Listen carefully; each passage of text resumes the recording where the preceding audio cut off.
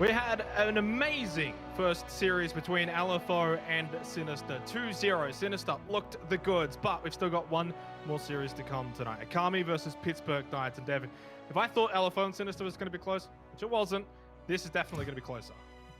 Hopefully we'll get another close one. Yeah, I mean, on paper, we totally should. These guys are right next to each other in the standings at the moment. Knights managed, after last week, where they managed to take 2 maps off of Elevate, crazy, they've leapfrogged all the way up to 3rd place, and Akami sitting at 4th. Now, keep in mind, Akami have played 2 less maps than Knights has, but these guys are totally neck and neck on cards, on paper, in the standings. So, I mean, hopefully we see a close series. And there's an opportunity here for Okami to take back that 3rd place off of Knights if they do secure both map wins as well. Yep, socials below as well. Everyone get voting. The poll vote was pretty much accurate, actually. It's more accurate than us. Voted.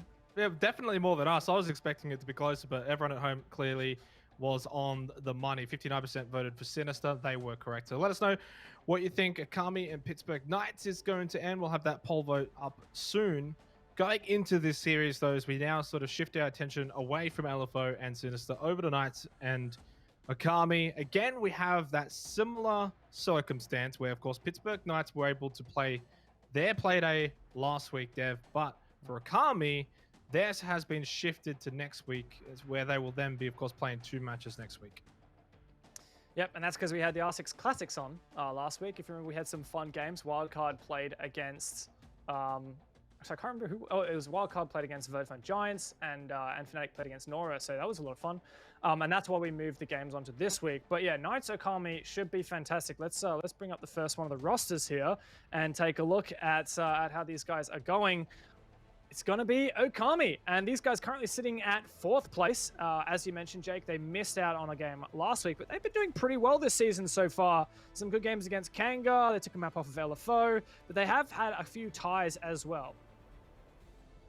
Yeah, look, they've been thereabouts, and the fact that they're still in 4th place, even though they've got 3 matches technically still to be played, of course, this one with Knights, then, you know, their next 2 next week.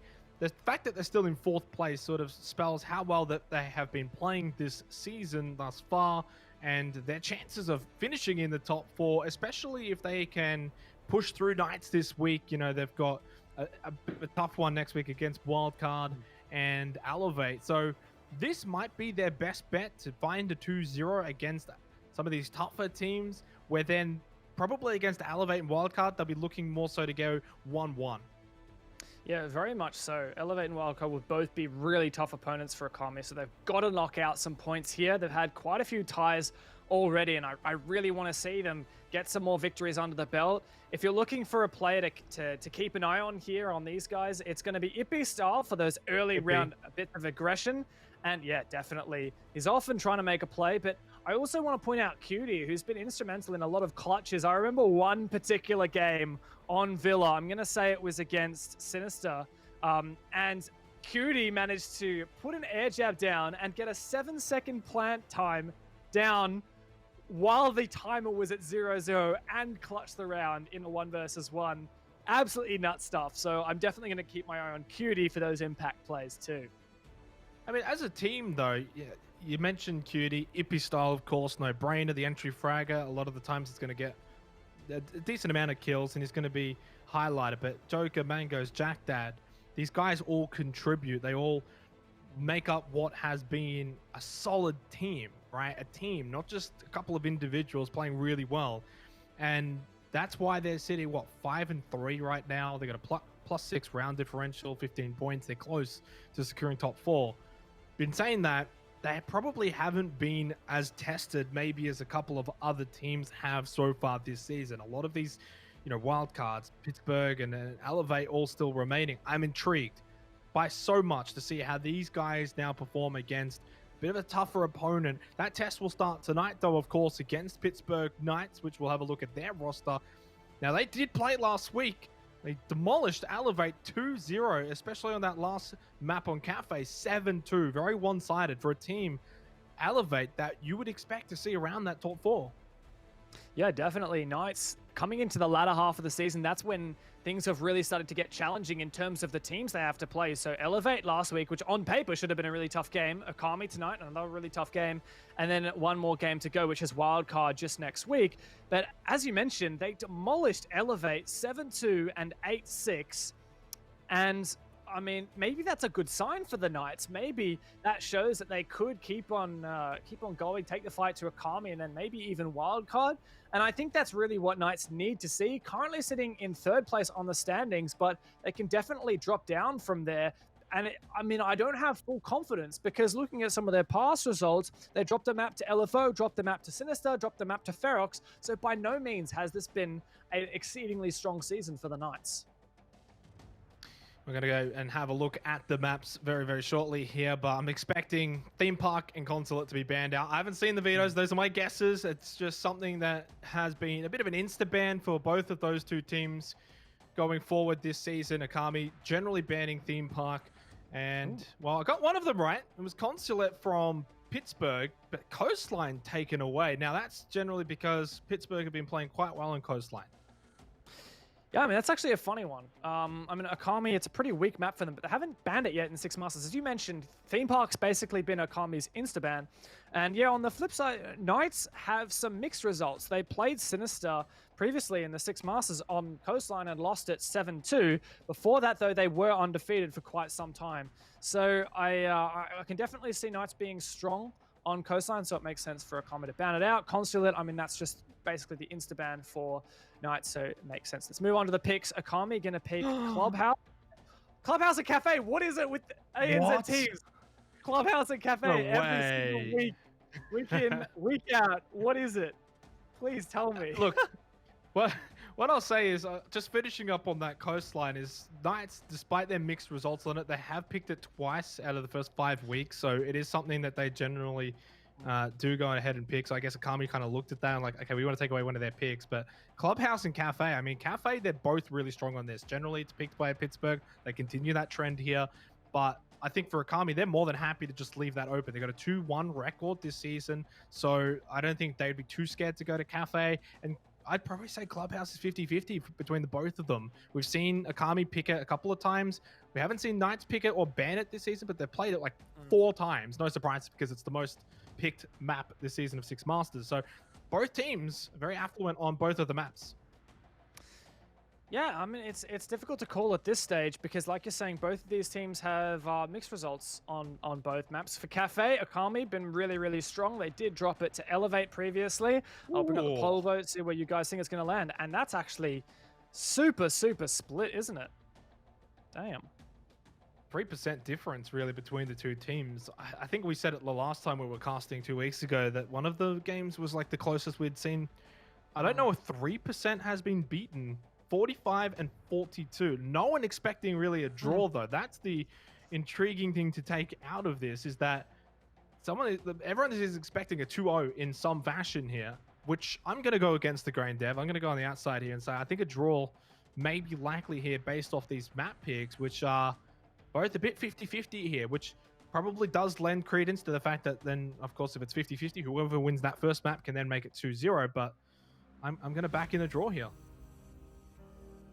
It's time for Clubhouse. It is Okami's own map pick after previously banning it earlier in the season. That's the frontier for Okami against Knights tonight. And we'll kick off this second series right now. Let's jump into it. Oh, good. I thought we were going to have to wait. No, Luckily, no, I wouldn't make you wait. You made that clear that we're going straight into it right now. Well, considering the map picks, Clubhouse and Cafe, which are by far and away the two most common picks this season, I'm then now potentially expecting some very common bans to come out. Wouldn't be too surprised. I say that, though, the Capitao completely blows me away there because that's either the first or only time that it's come out. Capitao has actually been a super prominent operator across... Oh my god, are we stuck at 0-0? That's Wahoo! Says Jack. Wahoo! Says Jack. In that second that we had time, I can confirm this is the first time that Capitao has been banned this season. Oh, nice. Well, what's funny is So, Capitao is go actually me. really powerful on Clubhouse, particularly for clearing out blue, which is a technique we saw employed really effectively by LFO just earlier tonight, clearing blue by using the firebolts on either side. Yes, I think the server has crashed, so we're probably going to give and show you our lovely faces, which is great because Oh, that's we love unfortunate the for everyone at home. attention. We do poses, do all kinds of things. I mean, We I get think free I arts. think it's more so you, I- Dev. Let's be real. Have we still got that backup of the dev only, the dev only picture that we had last time? No, please. Please no. Actually, you did you left end up- me alone once. Not happening again. Did you end up posting that dev desk only picture on Twitter? I'm not I sure haven't if you posted yet. it or not. I haven't yet. You've got to but put that. I shall later. But Yeah. look, back to business, mate. What I wanted to talk about was Clubhouse because it's where we landed. I'll finish off rounding out about Capitao because that was a super common ban overseas, particularly in EU. The European teams are just so good at using that Capitao, but locally hasn't been as prominent. Akami banned it out. I think it's not sure which player it is from Knights. I always forget. Might be Hayward, but they do tend to use it, and it can be powerful. So I guess Akami's logic is get rid of it. We're not going to use it. Might hamstring some of their attacks. Maybe it's based on some FODs. But I want to talk about our expectations for Clubhouse. I'm actually just surprised that Okami has picked it because when they played against Sinister, this was their one and only ban. They banned Clubhouse. And in recent times, 2 games ago over in Six Masters, Okami played Ferox and only barely won Clubhouse 8-7. And I mean, that is not a scoreline that instills me with confidence here, Jake. No, I mean it's not, but at the same time, there hasn't been a whole lot of play from them on Clubhouse, and then yet they still won that only game. I mean, Ferox is not a bad team, right? They can push a lot of these teams to the brink. 8-7 in some cases. We've seen some very, very close games that go back and forth. In other cases, maybe an 8-7 scoreline. I don't necessarily recall that off the top of my head, but sometimes the scoreline doesn't always tell the story as well. And for Akami, this is the most played map in the pool. You've got to be able to play it. And so they've got to back themselves in to be able to take Knights on Clubhouse. And look, in saying that, while it is the most played, what's interesting is Knights have never picked Clubhouse. I'll repeat that, Dev. They've never picked Clubhouse. They've played it 4 times, though. They've never picked or banned it. They love it. Mixed results, 2-2. A lot of their better results have been in more recent times, LFO and Kanga, for Knights' sake. So if Akami look at that and say, okay, well, Kanga 7-2, all right, that's fine. LFO 7-2, that's a decent result. I look at that as a decent result. But before that, they lost to Sinister and Ferox on Clubhouse. It's very much a bit of a coin flip here. Not a whole lot of information, but the information we do have says this is something that could go either way. Yeah, you bring up a great point. Knights are playing 5 series so far in Six Masters, and 4 of those times, their opponent has picked Clubhouse, and half of the times that Knights have played it, they've won it. So this is very much mixed result territory, and Akami are the ones who've decided we want to take him there. I've got to theorize, if I'm Knights, I wouldn't have expected Akami to pick up Clubhouse. I would totally have expected Akami to pick something like, well, honestly, the best maps I had for Akami were Cafe and Consulate. So, I mean, and maybe Villa, because they've had decent results on there in the past as well. Despite some losses. They knew that Consulate was never going to make it through. That's been an insta-ban for Knights pretty much every single series. They don't even think that for them, Consulate doesn't exist, right? And I looked at the Villa as well, and I thought, I think we were both going along the same train of thought there. Villa was an option, but you look at their last time they picked and played Villa, they lost that to Sinister 5-7. So maybe you lose a bit of confidence in that. I mean, Villa's a weird one. I know I don't want to talk about it too much because it's not on the table here, but we're trying to get some insight into Akami's thought process here, picking Clubhouse, which in theory is almost as good maybe for Knights as it is for themselves. So with Villa, right, that was their alternate option. I think the most obvious second choice. And their opponents, Knights, have banned it twice so far in Six Masters. They haven't played it since March. And Akami, they've lost it twice so far in Six Masters, 5-7 against Sinister, 7-8 against LFO. But prior to that, back in the Pro League season, Akami, this was like their home turf. They won it several times, including a 7-3 against Fnatic and a 7-3 against Wildcard back at when they were at their height. So, I mean, I'm trying to think like Akami, this is a bit of a gamble here. You're not wrong. And looking further into it, they beat LFO on Villa 7-4 earlier on in the season. Even though they didn't pick it that time, they still played it and they still won it. At that point, it was actually the first time we'd seen Villa even come out by that point. Talking about Kami? Yeah, Kami. No, it was Cafe they won 7-4. I'm pretty sure Villa was the 7-8 because you remember right at the end, I can't remember if I was casting with you, but right at the end, LFO picked up the bomb site. Well, then that kind of just puts even more credence into the fact as to why then they probably haven't gone the way of Villa, right? So then even better. That makes it so much easier. And, they were obviously going to ban out Coastline because that's something that Knights have been picking. Consulate was never going to be on the table. Theme Park has been insta-banned generally a lot for Akami as well this season. So I understand where you're going with Villa being an option, but I think Clubhouse actually was a better option than Villa in this the way that they've been playing, at least recently. Clubhouse is probably the better option. Look, Knights lost this to Sinister way back on the second round, but other than that, they have been undefeated. Sorry, no, they also lost it to Ferox. But they've been undefeated since. So they've played it twice since they lost it to Sinister. And I mean, Knights' form on Clubhouse is good. In contrast, Akami's been banning it against Sinister. So, I mean, I'm not questioning the decision for Akami. I'm just pointing out that, like, this is a gamble, and it could slide either way. One thing I want to talk about, moving maybe just slightly away from the map tier, because we were in the ban phase when the server did go down, but looking at the bans coming out from Akami so far this season, it's been mostly Ying and Mirror, and the one time that it wasn't Ying and Mirror, it was like Ying and Echo, because Mirror had already been banned by the other team. But what we have seen, maybe over just the last 2 weeks, Dev, is that Ying bans have kind of just dropped off in the rate that we've at least seen over the first couple of weeks of this season, where she was getting banned like constantly. She was like an instant ban. Mirror, though, has now become that instant ban. It's like 13 times in a row now.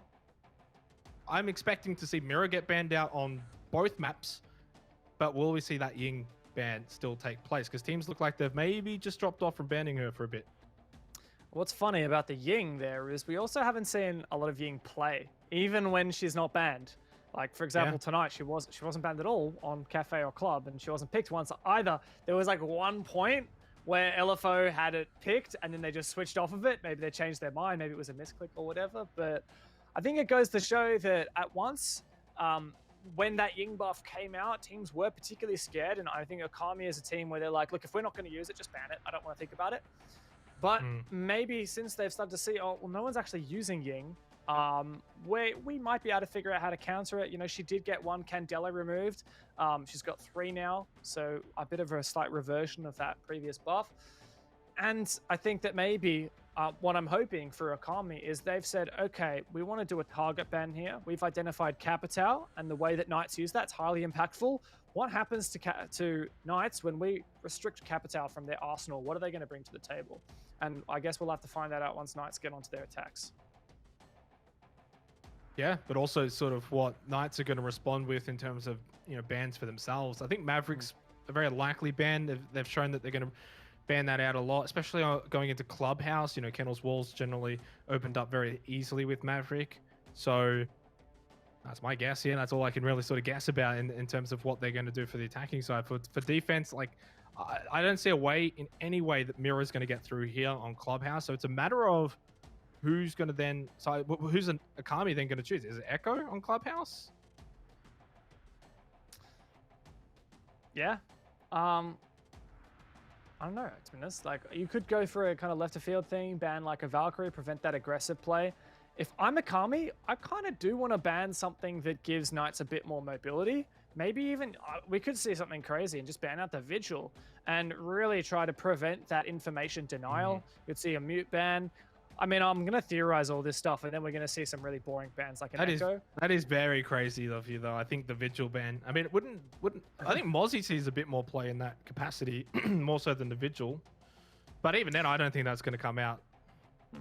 Yeah, look, I wouldn't be surprised. But look, Xenox, now that we've had a chance to really kind of dive into Club, I mean, I've expressed my misgivings with Akami's decision to take us to Club. And look, they're the ones who have been in their scrims and watching their scrim results and such.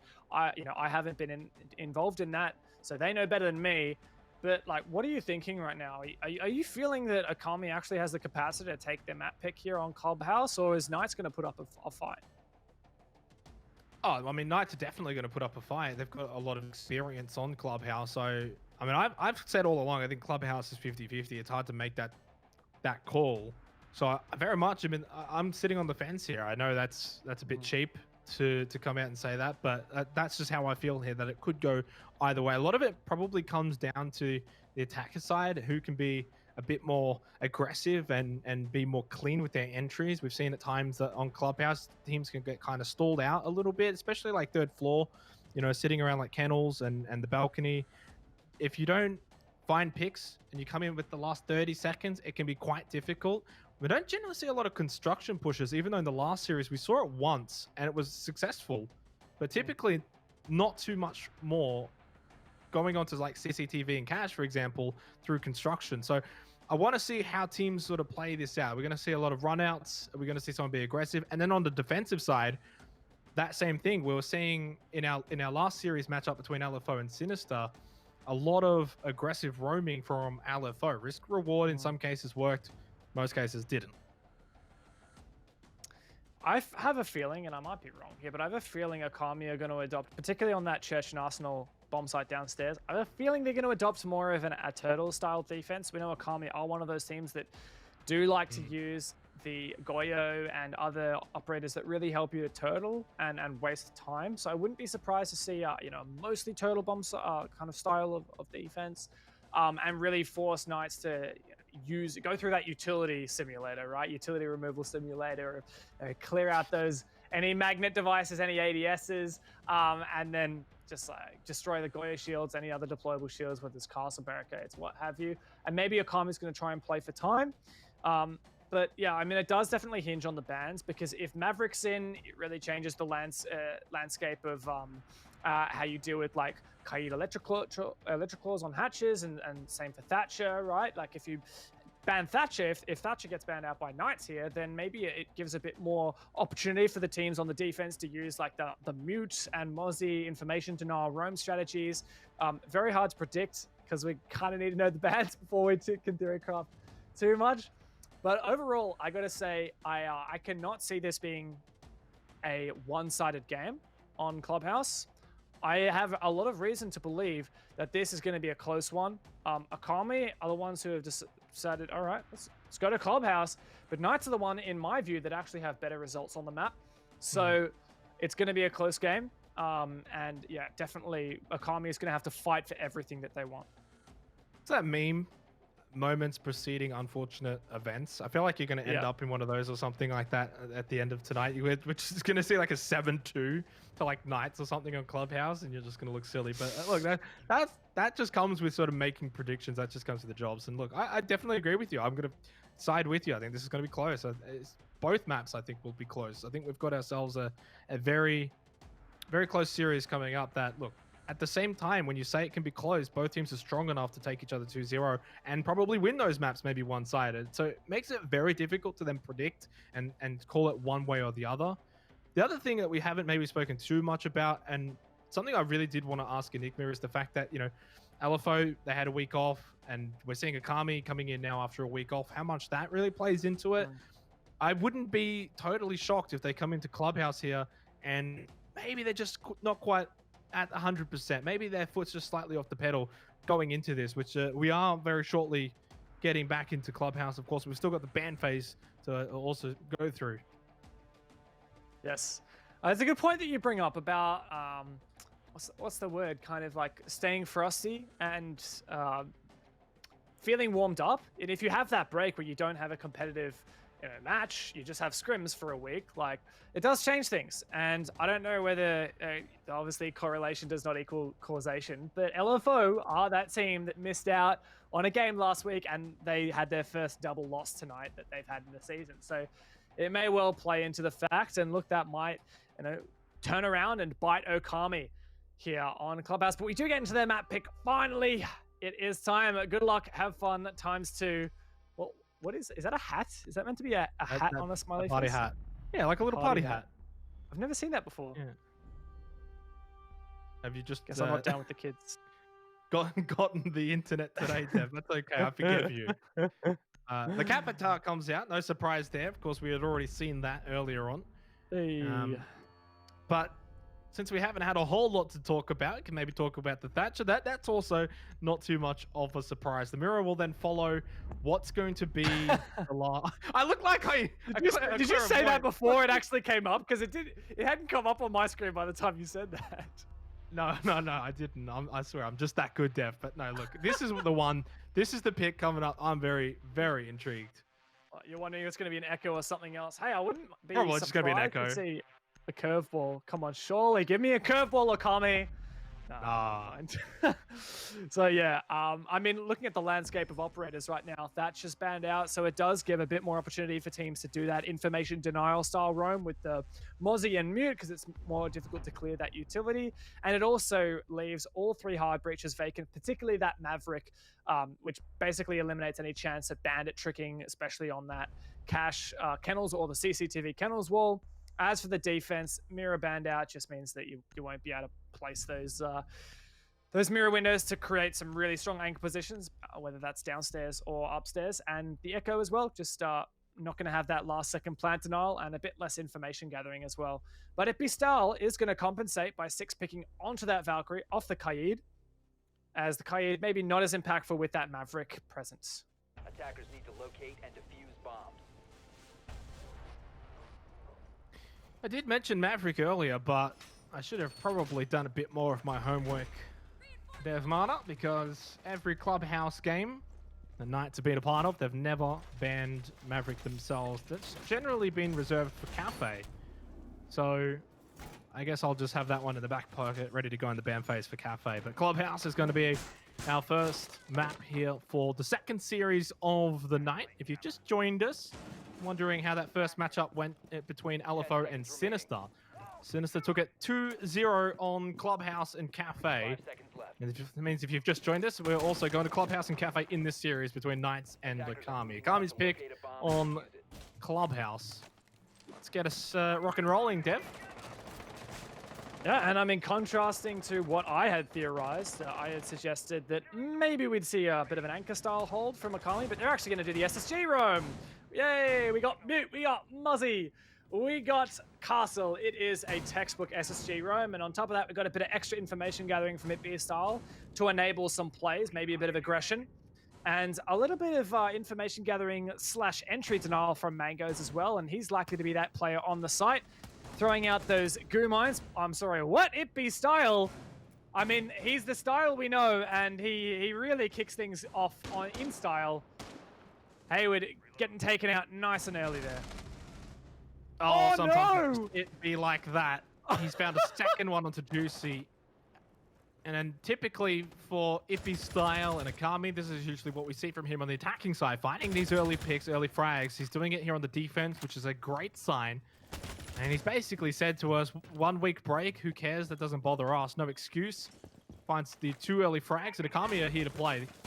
1:45 seconds as Knights have lost 2 early, and it's really going to stall out this attack from them. Can I just point out, and look, we might need to change the observer view, go and have a look at the pool table, but the point where Ipistyle actually got both of those kills, it was both underneath castle barricades. He was playing kind of near the jukebox. He shot underneath that castle barricade in towards pool table to kill the player who pushed him from the other side, and then he did the same thing on the opposite side. So 2 kills by shooting attackers' feet underneath castle barricades. Now, that is one way to use the utility to the best of your effect. The thing about that sort of play, though, is it's not one that you can probably repeat too often. You give away the play. You might be able to do it maybe one more time, but even then, a highly doubt he's going to find 2 more, right? That's just the sort of thing you set up, you come in. When do you want to try and use that play? In the end, they just go, why not do it in the first round and see if we can find something? It works. Josh will get Mangoes as return fire, but a lot of the damage has already been done from Akami because of Ipistyle. 40 seconds left, pushing through Dirt is Strider. He's got the diffuser in hand just to his left. Oh, Jack that!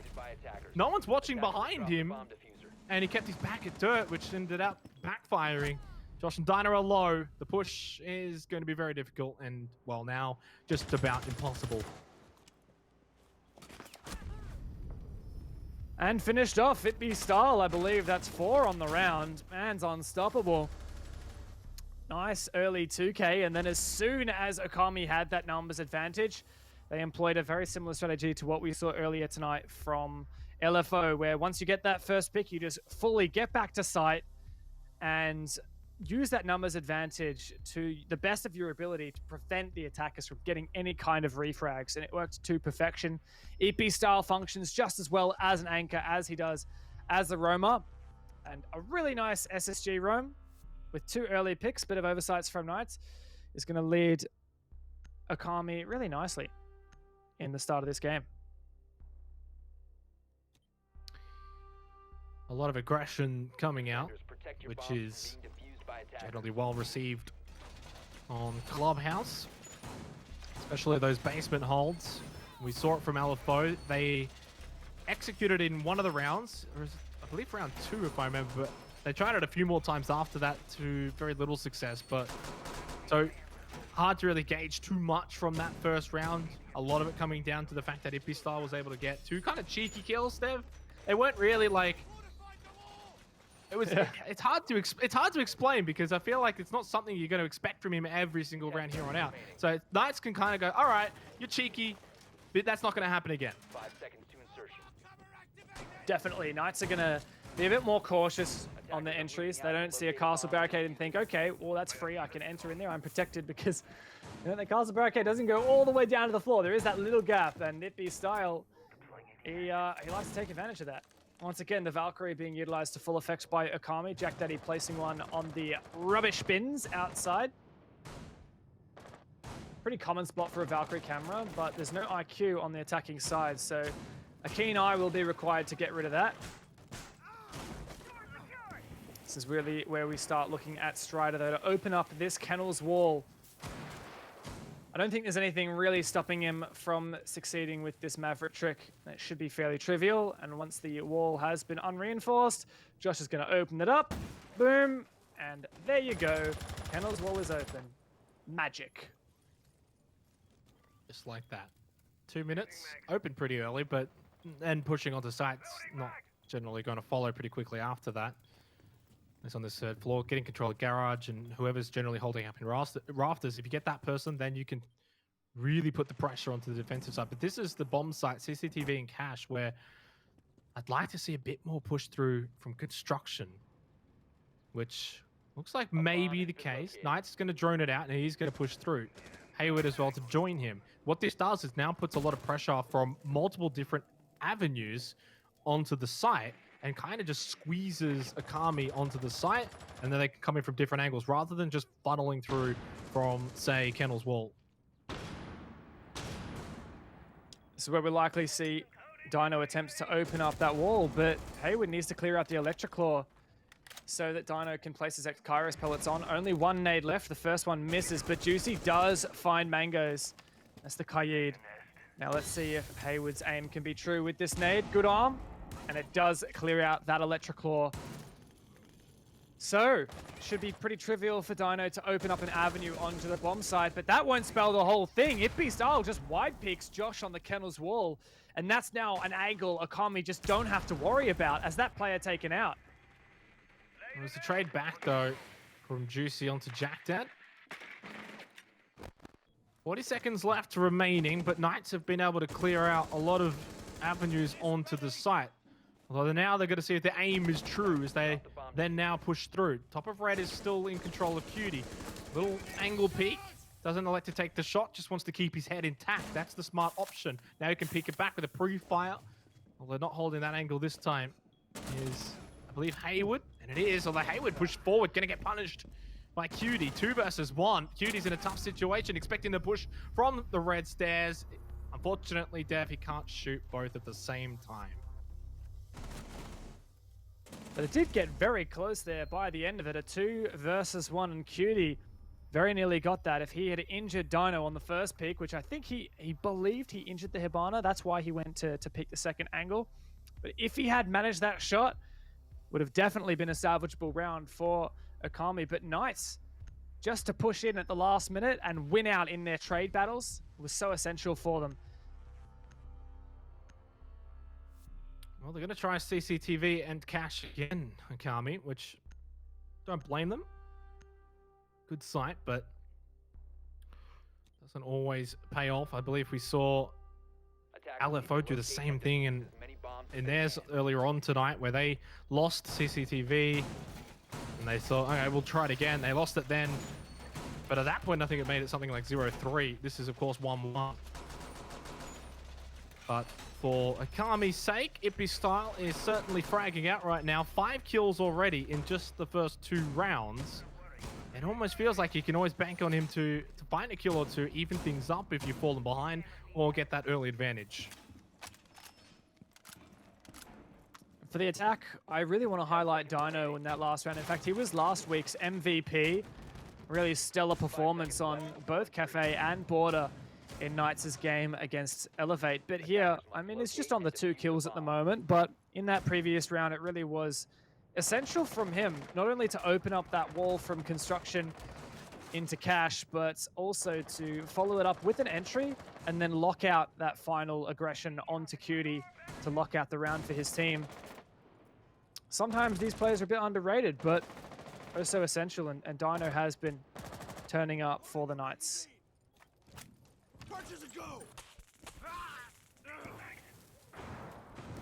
The price you pay to open up the wall for Strider. It's not a very large price. Although you don't want to get hit by Electro Claw too often. That's okay though. He's a tough man. He's a tough cookie. He'll push through. Should be able to break this down pretty easily, pretty comfortably. Josh just making sure nothing too cheeky comes through. But look, Akami should be ready for this second try at CCTV and cash. Although, will Knights, you'd think Dev will play this a bit differently. Well, never mind. Dino, Hayward, around construction. So far, it's all a bit same. Yeah, Knights making good time because they're committing players to separate areas. It's up to Strider and Josh to take control of the Kennel's Wall, and Dino and Hayward, together with some support from Juicy, to take control of construction. So that kind of split push pairing up really helps enable that. Wait a second, Mango's just got injured. Another grenade's going to follow up, and that finishes the deal. Also Cutie as well. There you go. What is this from Knights? Hayward just stepping up, and it's a file on in. Juicy gets taken out. That's 2 for Ippy Style. Finally, there is the trade. That's Hayward third on the round. Finished off now. It's all on Jack Dad. D4 goes out from Jack Dad. Doesn't use it immediately. Maybe he can push up.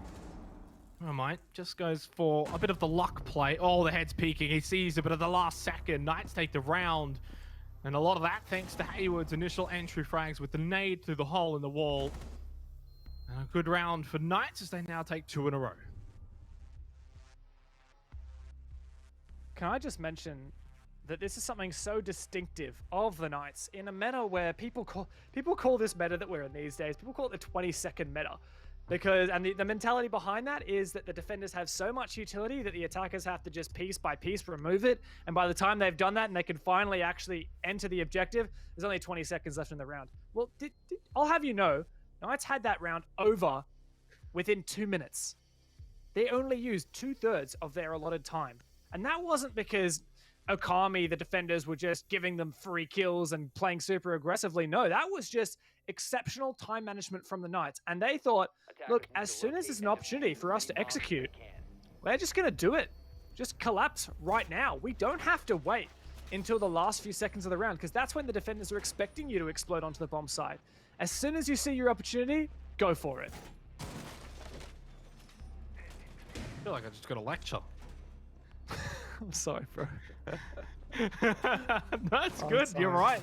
100% spot on. You know, you've got the nade in hand. You're thinking you're going to throw it anyway. You see the opportunity, the hole in the wall, and you think, well, that's generally where they're going to probably be standing. 10 seconds to go. First one goes out, gets the injure. Second one finishes it off. But then also, you know, you get that, when you get that kill, you're kind of expecting someone to be close by to go for the trade. And in the end, Hayward was very much aware that that trade was going to come from a very similar location. Peek to the left, found that second one, and you're right. Then it's an easy push in from there. This is going to be a bit different though. We go down to Church and Arsenal in the basement for round 4. And this is where we saw 2 styles. You can either go for that turtle, all 5 down to the basement, or aggressive roamers. And last round, Ippy Style got the nice 2-piece early on from Bar. He's playing in a similar area. Hayward's about to drone him out. Does spot him, no doubt. Ippy's on camera, so he doesn't know his position's been revealed. He might have seen that drone. He does, and shoots it.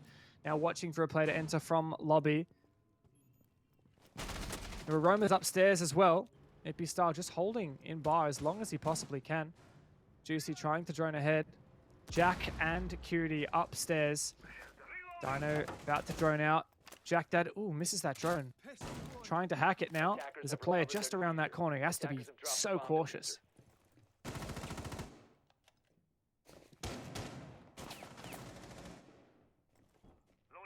I mean, he knows he's got to be cautious, but at the same time, when you're playing this way, you're not necessarily playing too cautiously. You're playing in aggressive manner, aggressive position, looking to find these picks, ready to react quickly, move back, have an exit strategy in place as well. Cutie doesn't need no exit strategy. He'll take out Dino now to fall back peacefully on his own terms. Jack Dad now pushes through construction. The aggressive play from Akami paying dividends right now. Josh, though, surely just shoots through. Doesn't get the injure, and Strider's able to get Cutie, but they haven't finished off Jack Dad yet here up on construction. Has he fallen away? He has, over to Master. Minute low on the clock, and the amount of time that these roamers have been able to take away from Knights has at least been effective, but they have paid for their lives to achieve this. And notably, the player that was eliminated is Dino. Not only has he been very impactful for the Knights in these previous few rounds and last week, but on top of that, he is the Hibana. He is one of the prominent hard breaches. Mangoes is still roaming. Josh is going to get caught with his pants down. There's the freest kill Mangoes has ever had. He's going to get back to site. That evens up the man count. And now not only are Knights short on utility, but the man count isn't even in their favor any longer. Yeah, and they don't have any control over really many of these locations as a trade out. Ippy Style got that opening one. Strider, the diffuser in hand, sprays through the wall, able to get Joker, trade it back, but Knights win the round. They've got the numbers in the end. Hayward found 2 as he pushes through blue. He had at least help. And Knights have won 3 in a row all of a sudden. In a round that Akami looked like they were going to win.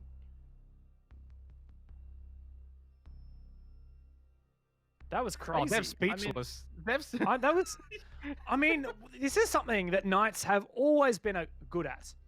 And it is, it doesn't matter what the situation is, let's just go and try and take the bomb site and refrag it out. And it's not just that they have insane aim or anything like that, because, you know, anyone can aim. Knights have chemistry. That's what they've got that so many teams lack. They have this coordination where on the flick of a switch, it's like they have a magic word, you know, like the sleeper agents from like secret agent TV shows and stuff. And you say like pineapple and then they just like erupt and kill everybody. It's like Knights have some special code word. It just means, all right, everyone drop whatever you're doing. We're just going to go full send right now. And we're doing it together as a team. And it's beautiful to watch. Poetry in motion. Knights. Well, they definitely don't want a close match. They don't want a close series. 3-1, perfect start. And it goes back to sort of, I guess, the games against Elevate last week where they had a close one in the first map, but then 7-2 finished it off. And of course, it's not like they've had a week break. They're able to come straight back in. Akami had that one round, but since then, it's been all Knights. And that's what I did say it as well, that after that first round, you can't take too much into it. Ippy Style found 2 very cheeky kills, something that wasn't going to be replicated. At least not anytime soon, which so far that's proven to be true. And since then, Knights have just been in control. They've been able to find picks early on, get good position, push onto sites with relatively ease and time in the bank as well. And the one downside in that last round was, you know, took a bit of time clearing out some of the roamers, but besides that, everything else has been perfect. It might be early to call, but surely we're questioning Akami's map pick here of Clubhouse. It wasn't tried and true from their results. They had lost it just as much as they'd won it, and they'd even banned it against Sinister, so it's clearly not one of their best maps. And Knights have had good results here. Akami really has to start giving themselves a kick up the bum, but there's a flank up the red stairs. Just silence. Juicy finds one, Josh for another, and Knights are ready to start gaming. I think they were ready to start gaming as soon as we got into this series, taking control of both CCTV and Cash as they head over to Master Gym. Bomb located by attackers. Really not much else to say here for this round with only Cutie and Mango still remaining. Cutie's going to get one, but it's all for naught, you think. It's all for a bit of a show. Knights take it out almost flawlessly. And now that's 4 rounds in a row here on the attacking side of Clubhouse. They are in sync. Everything is covered. No way you're getting back upstairs, Kaid. Absolutely no way. Knights are in control. There's just not even a look in from Akami. You mentioned it was just that one first round for Akami on the back of a nice 2K from Itby Style. And Knights got a bit ahead of themselves. You know, they jumped in windows, they started pushing in maybe before it was safe, and Akami punished them for it. Since then, Knights aren't falling for any of Akami's tricks. In fact, they have manhandled them through this attacking half. We'll see, and once again, a Church and Arsenal attempts, and in fact, it is the final round for Okami to salvage something out of this defense. Best they can be looking at into their attacking half is a 2-4 split. And, well, last time they defended this bomb site, it really didn't look so well. They committed to that roam. They lost more players than Knights. Knights were 4 versus 3 after that roam clear. And then Knights just absolutely turned up the heat, exploded onto site, used that numbers advantage to their benefit, and Akami had no response. They're going to have to find a response, though. There's no choice now in the matter as we head into the final round of the first half. The response needs to probably happen here. 5-1, I don't give them any sort of a chance then if they go into this 5-1. This is not exactly like, oh, you know, attack decided, you're expected to win 3-4 rounds. It's pretty 50-50 from what we've seen recently. Might go for another castle play. Not sure if it's going to work, though, but Akami are down 1-5 at the half. I told you jinxed it, Dev, so we can all blame you. I said that there was no way this is going to be an easy game for either team. I said this is definitely going to be a close one because we had such mixed results from both teams, and you know, the previous results, the bans that we'd seen from these teams in the past really indicated it would be close. And I mean, Knights are just saying, to hell with your predictions, Dev. There's a lot of similarities between this series so far. I mean, I know we're only 5 rounds in, but between LFO and Sinister, and right now Knights are looking very much like Sinister in that they just seem like the aggressive, in control team. Not too fast, not too slow, well paced, all in sync. Everything's going their way. And Akami, like LFO before them, just look all out of sorts. And the two things in common for that is they're both the two teams that didn't play last week. I know I keep mentioning it, but oh, that's just not it. This is the response, though, from Akami that they needed. The C4 from Jackdad, the aggressive push out. I'm not sure if Knights are expecting this from Akami. And it's worked. And they've completely caught them with their pants down. Hayward and Strider the last 2 in a 2 versus 5. Yeah, well, I think that's what we call a successful roam game for Akami, and it all happened at once. A C4, a shotgun blast, not sure where that happened, and then, of course, that flank up from Mangoes, taking advantage of the fact that Knights were so preoccupied with those roamers that he could flank up through storage. But now, just Hayward and Strider, you can see they're in sync. They're deciding what the play is. Go grab the diffuser. Are they going to go through dirt? It seems so, but Itby Style, he's sitting in freezer. Hayward's going to have no clue. That's a freebie. Oh, Itby almost dies for it, but that's diffuser as well now. Strider has to address this. Surely Itby Style can win this gunfight. He does. And a flawless round to end the half. 2-4 for Akami. Well, Itby Style opened up the half, and he closed it as well. Fortunately for Akami, but yet, unfortunately, it was the only 2 rounds that they took on their defense. They switched, though, over to the attack, which might just benefit Akami more than usual. You know, you got the aggressive entry style of Itby Style, who usually finds those early frags, makes it easy for his team to then push in with a lot of the support around him. But the way that Knights have been playing, besides those 2 slip-ups, their 4 round wins were all one-sided. They were all dominant. There weren't struggles. They weren't tense. We'll see, though, if that continues to translate here now onto their defensive half. Attackers need to locate and defuse as many bombs as they can. Knights are going to go downstairs to kick it off, and yeah, we're definitely looking at Akami right now and saying, you picked Clubhouse, show us why. You better have some good attacks in store. I really don't feel like that kind of left of field Capitao ban from Akami hindered Knights on their attacks at all. There was never a moment where I was thinking, Knights are really not looking great. If only they had Capitao, everything would be fine. So a bit of an impactless operator ban, perhaps from Akami, and well, we'll have to see how Akami 10 do seconds to insertion. deal with this on the attack now. Knights feeling confident after such a strong attacking half. Where are we going to go from here? Attackers must locate and defuse a bomb.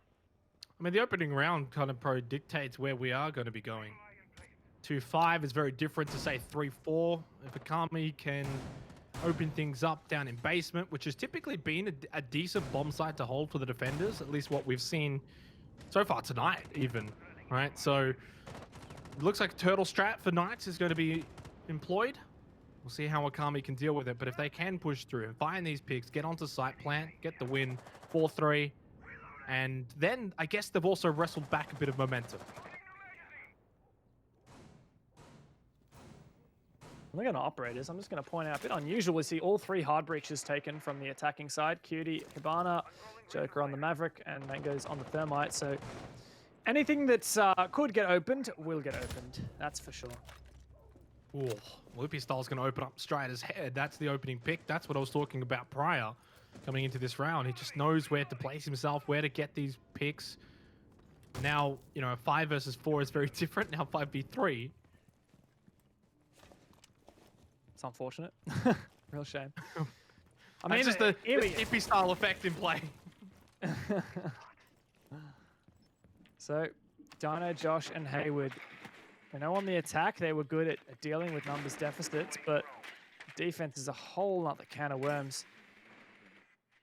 5 versus 3. Akami can't let anything slip, and Ippy Style is going to further that man advantage, leaving just Josh and Hayward to clutch up. Likely that's blue control also sacrificed with all that hard breach available for the attack. Everything is going to be opened before too long. Josh might have 2 impact grenades in the pocket, but surely all 3 Hibana pellets will trump that. Oh no, just a missed shot from Hayward, and he will be punished for it. All on Josh now. Surely this is not possible. Well, it's not over till it's over, but it's looking pretty over for Josh. Gets tagged up a bit, able to get Ippy Style at least. I'm not counting him out just yet. If you can find a few wall bangs, doesn't even attempt it though. I mean, they know where he is as well. Could have easily had a try and trying to stop the plant, but Cutie will get him down the hallway, and that's going to be the round in favor of Akami. And going into this half now, 3-4 doesn't look so bad at all. That's a great point. It's crazy how we went from a 4-1 and we're thinking, oh, this looks really bad for Akami. And then we go to a 4-3. Yeah, that's actually basically nearly even scoreline. So, hey, maybe Akami can have a run back on their attacking side. But to be honest, they just got the opening picture to an oversight from Strider. I'm sure that Knights is going to buckle down, not let that happen as badly. And of course, they had that disconnect from, I think it was Juicy. So, I mean, surely that's not going to be replicated here. And maybe that was a bit of a free round for Akami. Knights surely going to buckle up from here on. Defenders, protect your I mean, bomb. and I know that I said this as well for that very first round that Akami were able to win because of the double kill for Ippy Style. But technically, if you have 7 or 8 rounds that can't be replicated, who cares? That's all you need, right? So for Akami's sake, okay, they've had 2 rounds that probably can't be replicated, and it doesn't really tell the whole story. Knights' 4 rounds were very convincing. They were very much on point, a lot of opening picks that were quite normal to see. But Akami don't care for that. It's now 4-3, and maybe for them it's like, okay, we had a couple of bad rounds, things didn't quite go away. I won't say the L word, which is lucky, because they haven't necessarily been lucky, but they've just played a bit different in a couple of their winning rounds. Now it's time for them to play maybe more convincingly in a more normal manner, but who cares? You know what? If they want to keep playing strange, keep getting lucky rounds or whatever, who cares, Dev? As long as you get 7 or 8 of them, they don't care. Yeah, I mean, if that kind of a bit of aggression is going to pay off, then all power to you. Make it happen. But for Knights' perspective, right? They're looking at this and saying, okay, we lost that. Strider got picked early. We had a disconnect. We're going to do exactly the same strat down to the operators and the positions, and we'll just do it better.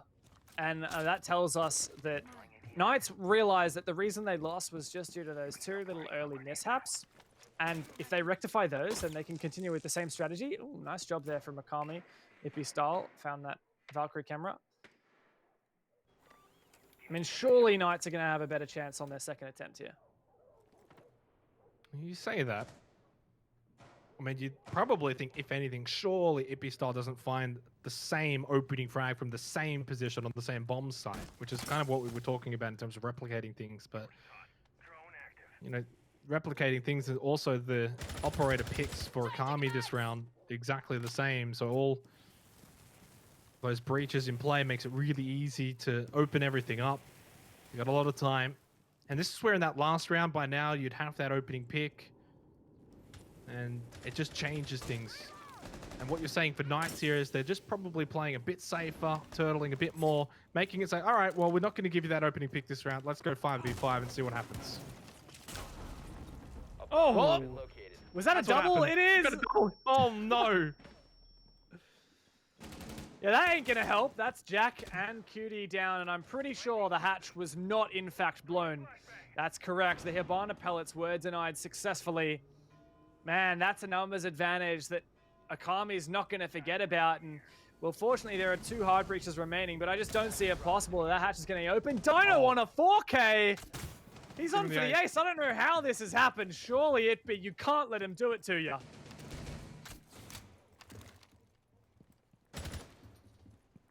Surely they just give him the ace though. 40 seconds, not a lot of time. Ippy Style, to his credit, pushing in, takes out the Goomlight. To his right now, he's going to check behind server though. Flawless round. Strider won't give the ace, but Knights will take the win. And they do say, Dev, you're 100% spot on. We weren't going to allow that again.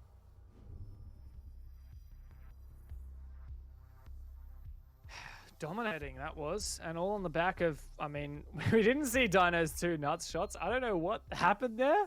I don't even know where those players are pushing from. I guess they had opened up the Moto hatch, so maybe trying to push from Moto, maybe they dropped. And well, no doubt it was information gathered from that Valkyrie camera that enabled Dino to They get got that double C4. kill. Yeah. He got the Well, double you C4, and then he got killed Oh, 2 yeah, people with okay, the MPX. And I think that the 2 people with the MPX he killed was maybe people who dropped Moto. Perhaps he was even in Arsenal and he just looked at that long angle. You can breach from that main stairs, kind of near the main stairs, looking down towards Moto. I don't know. Doesn't matter. That's surely something that Akami is going to be scratching their heads and be like, okay, let's not let that happen again. And I mean, we've seen some pretty nuts Valkyrie plays, haven't we? Ippy Style and Dino have both given us a real treat. 100%. 5-3 now. Knights deservedly in the lead. Kami trying to claw their way back. Really right now what feels like on the back of Ippy Style and Cutie, who are the main fraggers currently for Akami. Back up into the second floor with CCTV and Cash. We'll see if they can have any success here on the attacking side for Akami. Attacker's objective is to locate a bomb and defuse it. Dino once again on the Valkyrie. Valkyrie cameras, no doubt, will be, the black eyes will be used to try and give him a bit of extra information so we can enable these plays. Now it's going to be feeling pretty comfortable, but they can't let this lead slip too far against them. Attempting the Cash and CCTV bomb site for the first time. And it's fairly trivial for Joker to open up this main wall. Nice straight line at the top, nice straight line at the bottom with the blowtorch, and, well, that reinforcement will just dissipate. Strider getting a lot of good information from below, however. Calling out to his teammates exactly where those players are, particularly on this rappel out towards Kennels, but Strider also late round could have an impact, calling out player positions and maybe going for a C4 to deny that plan. Bomb located by attackers. Jackdad's got to be careful as he pushes through bedroom over towards construction. Still needs to open up a lot on this side of the map, but if he just takes a couple of shots through the walls or peeks wrong, nade or anything, he's going to go down. Could breathe on him and Located a it'll bomb. go down. Mangoes has got the diffuser. Might be looking to eventually push through the window, go for a quick plant, pop back out. We've seen it before.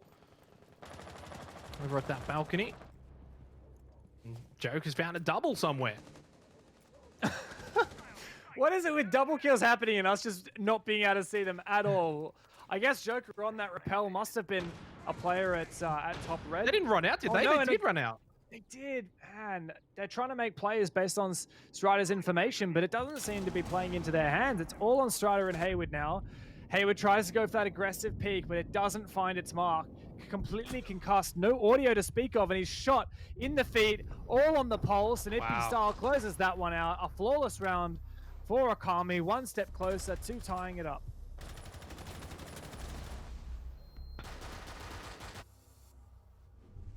Ibisal just celebrating there, and well, they continue to just hang around like a bad smell. 5-4. Every time it looks like Knights are going to pull away, Akami get one back. But every time it looks like Akami might go for 2 in a row, Knights pick the same site, and they're just like, okay, we're going to just do it better. We're going to do it better. We're going to win it. We're going to go 6-4. But the pulse being picked is interesting. You brought up the good point. It gave the information. You use that information to think, oh, he's repelling. Let's push him. He's not going to expect it. But he's repelling in a way that he's then able to get that quick double. I don't know what to say about that one, Dev. I mean, running out there, Kennel's balcony, bit of a strange one. But as you said, maybe baited by the pulse. Yeah, I think Knights are trying to make plays, and Strider's trying to coordinate them using that scanner, giving information to his team, but it doesn't really matter if Knights have that information, because going for those plays is something that Akami are just watching by default, even though they're not necessarily aware that Knights have the information to make those plays. Like, it doesn't necessarily make the difference, because Akami are just watching for aggression and holding those patient angles, especially when you get the wall open so early. You just can sit there and it's nice and easy. Ooh, I like this. It's going to be a pre-play C4. Indeed it is. So that's lovely from Dino. However, if there's any drones down here in bar, they would have seen him place that. But yes, thank you very much, Marshall, our great observer. He's going to spot out the fact that that C4 will destroy anyone standing near that bed, between the bed in Master and the doorway towards construction, right where Dino's standing. So Dinos will no doubt have a camera, and if he sees someone pushing from their late round, he will detonate that C4. It should be a free kill. Should be, that's the plan. A lot of the focus from Akami, though, has been more around this east side, around Kennels, Garage. I mean, we saw in one of the rounds earlier that they had a bit of presence, of course, going through construction with Juckdad, who was low, so he was pushing through a bit slowly.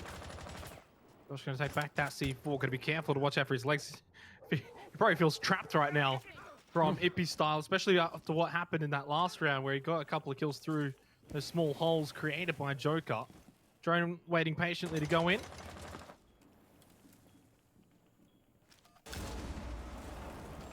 Ooh. That C4 used. Ooh. The wall hasn't actually been properly opened. The wall wasn't properly unreinforced, so that means the Maverick missed a spot and will have to go back and do the very dangerous task of trying to fix that spot. Where is it? Is it right in the middle there? Nope, still hasn't found it. Oh, this is an embarrassment. Finally, he gets it. But Joker gets taken down really low on HP thanks to that Electroclaw zapping him as he was repelling. But finally, the job's done. Minute and a half, and Akami have completed step 1 of this attack. See you on the other side. Drone ready. Well, you're waiting for the Dino free kill. Doesn't quite get the C4, but he does find an opening frag onto Juckdad nonetheless. Not a lot of pressure coming from that construction site, so I'm not sure if that C4 is going to be used in this round. Great idea, but in the end, it obviously depends on how the attackers are going to attack and where they're going to attack from. Beauty That's just these sitting Hibana at the pellets Kennels from wall. Cutie. And those Hibana pellets are going to enable him to spot out if Hayward stands up. Really nice usage there. 35 seconds, though. They haven't really got a whole lot of time to just keep holding an angle. They've got to make a push. They've got to make a move. Cutie, I think, understands that. Elects to push in. Clears top red, but immediately to his left, he's going to be fragged down by Josh.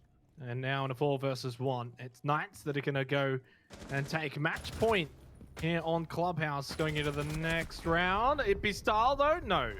Doesn't quite get the job done. Knights will indeed get that match point, 6-4. As you mentioned, the time did really tick away there, and I wonder whether Akami felt a little bit rushed. They didn't get that main kennels wall open for 1:40, which is quite a long time. And in contrast, when we saw the way that Knights dealt with that attack, they had 2 players dealing with the main wall on kennels, and they did that in about a minute and a half, a bit less. And meanwhile, 2 players from Knights were also pushing from the construction side and taking that control. So really efficient time management from Knights, and we just didn't see that demonstrated from Akami. And then following that, just pick after pick going the way of Knights and sliding that numbers advantage away from Akami. We're on match point here on Akami's map pick, and to be honest, Xenox, I'm even more puzzled as to why Akami would have chosen to take us here to Clubhouse. Attackers need to locate and defuse bombs. I mean, we went at pretty great lengths speaking about it. I thought I converted you. I thought I made you understand. And I don't know, I'm already assuming I know what your question's going to be in the interview. Why not Villa? Why did you pick... Yeah, I'm not surprised, but hey, look, we spoke about it. We could go probably for another hour speaking about it, but ultimately there wasn't a massive amount of decisions to make. It was really a 50-50 coin flip, and it's not like Clubhouse has been stomped 6-4, 10 seconds remaining. and so far on Knights' defense, they haven't been able to get 2 in a row. So you're now 5 thinking, seconds to okay, insertion. the way we've been seeing this play out, Akami are going to make this 6-5. And then if it's 6-5, you can't really criticize the map pick too much when it was down to this or Villa. And Villa's not, at least in recent times, been all that great of a success for Akami. Look, Xenox, you make some good arguments. I'm not But going I to can't convert you. I'm not gonna pick a fight here. I'll wait until we see what Jack says after the game. But who knows? There is, as you mentioned, still definitely an opportunity for Akami to get a leg in here, because 6-4, like you're saying, it's just 2 rounds to take it to overtime. I said Knights are returning to Church Arsenal. If you recall, Akami won this on that first time around, and that was when Juicy disconnected and Ippy got that nice early pick onto Strider. And as soon as Knights didn't give away those early advantages to Akami, Knights were just so much more favored in this defense, and yeah, Akami just didn't have an answer. So will Dino be able to get 2 kills with the C4? I don't know. But surely this round will play out quite significantly differently to the previous 2 times that we've seen it played.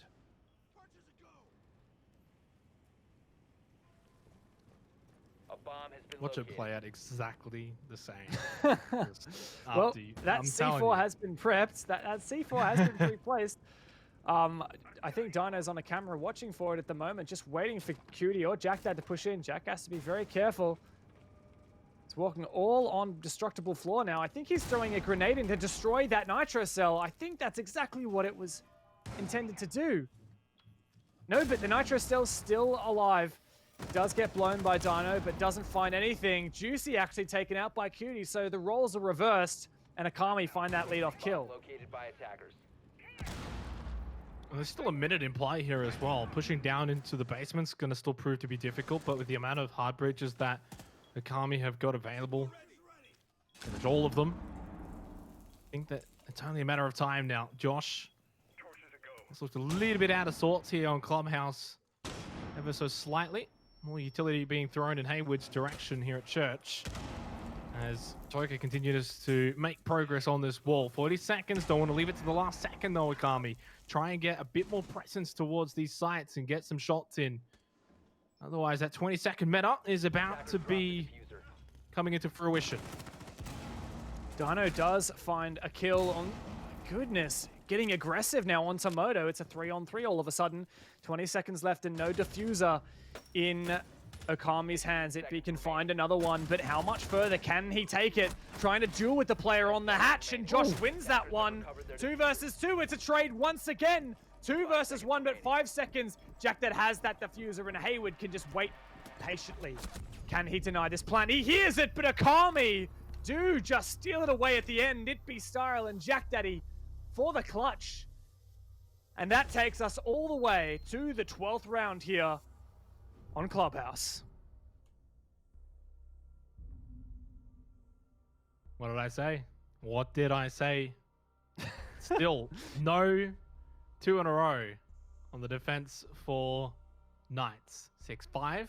But if we're going off this theme, this trend, 7-5 is potentially the resting place of where Clubhouse will finish in favor of Knights, of course. But Church and Arsenal, and in fact, this would complete the entire trend, which has been lose site, win site, exact same site. We're going to choose it again and then win it the next round. If it happens, well, I mean, you can sum up this entire match just based off around that motto. Yep, the attackers win it the first time. The defenders fix up the mistakes and win it the second time. That said, I've got to credit Okami. It wasn't like they... the first time they won Church and Arsenal at the very first round of this half, like I was saying, there was a disconnect. So Juicy was just a null factor. Strider was picked early by Itby Style, and then you're basically playing a 3v5 for most of the round. So of course Knights aren't going to win that one. But then the second time, they did a lot better. Dino got 4 really quite crazy kills at the start of the round, and Okami, like, you're not going to win that one. Those are the things that the way that those rounds played out, like, that's not going to happen every time, right? And then finally, we saw a round which kind of played out more naturally, more realistically, and more consistently with how we'd expect it to be played out.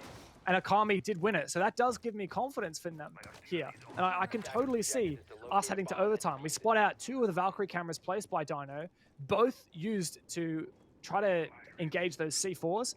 Managed to miss his C4 last time, but hopefully he might do a little bit better this time. And from Okami, I just want to touch on their attacking strategy here, and part of the mentality of bringing all 3 hard breaches. So Cutie uses all 3 of his X-Kairos pellets on that kitchen hatch, because Josh is going to try and impact trick it, but if Josh only has 2 impacts and Cutie has 3 X-Kairos, then, well, Cutie's still going to have more utility by the end of it. And also particularly how Joker used his Maverick to open up just a low hole along that church wall. It allows a player from the attack to go prone at bottom of main stairs and just nullify most of the positions inside of church. Didn't end up really making a difference, but it's a nice strategy that Okami implemented. We might see it again here. Already down to the 2-minute mark.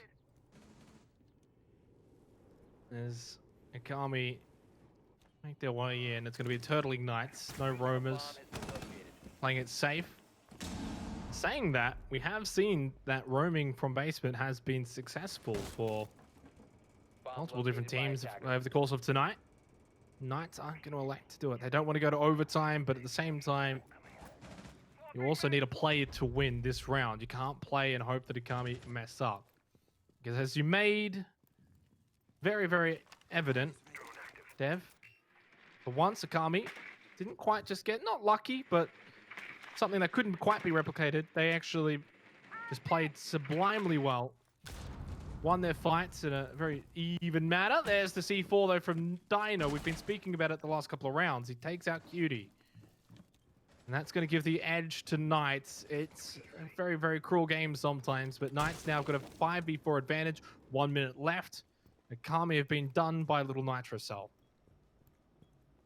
Yeah, and it being Cutie that was taken out means that that hatch is never going to get opened. 50 seconds for Okami to figure out how else they'll deal with this, but fortunately with running 3 hard breaches, they do have several other avenues open. I believe Jack Daddy was entering dirt, which is opened no doubt by the thermite previously. He's used both of his charges. Joker hasn't opted to open up those angles that he previously did on the church wall. He may do so now. Jack Daddy attempting to flank in through dirt. Cautious Elysian Mines, but I don't think anyone's aware of his position. 25 seconds, and match point is on the line. 2 nades still in hand as well for Jack Dad. Even if he doesn't really find a kill here, at least he puts a bit of presence over in dirt as the kill feed is going in favor of Okami. They now actually have the numbers advantage. The nade, but he just steps on the Q mine, still throws it in the right corner. Juicy's just holding right side though to Jack Dad. The numbers just continue to go the way though of Okami. They turn the tide. It was all in favor of Knights for the majority of that round, but Itby Style and Co just walk in, they waltz in, and they send us to overtime. What a way to get that round going. Mangoes with 2 and Itby Style to close it. Man, that was, I mean, I feel like that should never have happened from Akami. Knights had such a stronghold on site. They had numbers advantage, and yet Akami just piece by piece managed to push on in. There was no answer from Knights whatsoever, and slowly the sand started to tip out until there was just nothing left in the tank for Knights.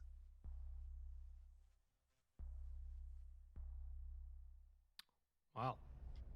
All I can say is at one point it was 4-1. Since then, it's been, what, 2-5 in favor of Akami. A very different storyline. I mean, Dev, imagine if we had started this match on Clubhouse and it was 5-2 in favor of Akami. You'd be thinking, Jesus, what's going on? But this has been a hell of a match on Clubhouse. We've definitely gotten what we thought would happen. It's lived up to the bill now. At one point, it looked like maybe it wasn't going to, that you jinxed it. Well, I can say, Dev, you haven't jinxed anything, buddy. We've gotten exactly what we thought we were going to get. Yeah, and one thing to note is we've had 2-4-2 halves on Clubhouse that favored the attack. And now with Knights starting out on the attacking side on paper, that does give them the upper hand here, as the attacking side has been favored thus far 8 rounds to 4. But it's on Akami here to come out strong on their defense. They're going to do this SSG roam that we did see from them so early on when they were on their defense in the first half. And look, it wasn't very successful, to be honest, at all. They did win it twice, both times on the back of very aggressive plays. And look, it's Knights who will try to get aggressive here. And Akami seemed to be putting a stop perfectly in its tracks. Maybe they were expecting that roam to come out, so they thought, let's just push straight for the bomb site. Instead, though, Mangoes and co ready for it. Only Josh remains. Oh, that's backfired dramatically for Knights. I didn't even really get time to talk about what I wanted to talk about that round, but in the end, what I was going to say, Dev, was that this was a crucial attack for Knights. You mentioned it. A lot of the round wins in this series have been attacker-sided. They lose it now. Akami have got overtime match point, and they're on the attack. If Akami win this map, they're going to leapfrog straight over Pittsburgh Knights and retake that 3rd place on the standings that Knights stole from them last week. Remember here that Akami have a tough end to the season with some serious opponents still on the gate with Elevate and Wildcard next week. They need to lock out as many points as possible here. And for the first time in this game, they're seeing match point after what we could call a reverse sweep. Akami need to lock this out here for their chances of holding on to that top 4 spot they have resided in for the majority of this season. And it really came down to that previous round. Knights making a really unfortunate judgment call for that rush. It just was not the play. And Akami punished it so rightly. Now Knights switched onto their defense. They have the pressure on. They need to hold on to this and take it all the way to round number 15, because if not, Akami are going to leapfrog them on the standings and take that 3rd spot away from them. Correct me if I'm wrong, but did not Knights lose every single defense round first up before they rectified it the next round? That is correct. Yeah. But and that now pattern was broken at the end when Akami won both Church and Arsenal attacks in a row. I just leave that part out. Besides that part, right? Now, they're going to have to win their defense first up to stop this match point of Akami. This is where it gets tricky as well. Then you look at the pulse from Strider. First time we saw that, didn't quite work out. Potentially baited a couple of his teammates to head up onto Kennels. And with a very similar bomb site, well, the similar bomb site, it's the exact same bomb site, CCTV and Cash. Might that just happen again? In fact, he's even looking straight at Joker, Ippy style. This is the final 2 minutes potentially, and Akami have completed a very, very strong comeback, Dev, if they go on to win this match on Clubhouse. And I think you're going to have to find a new question for the interview.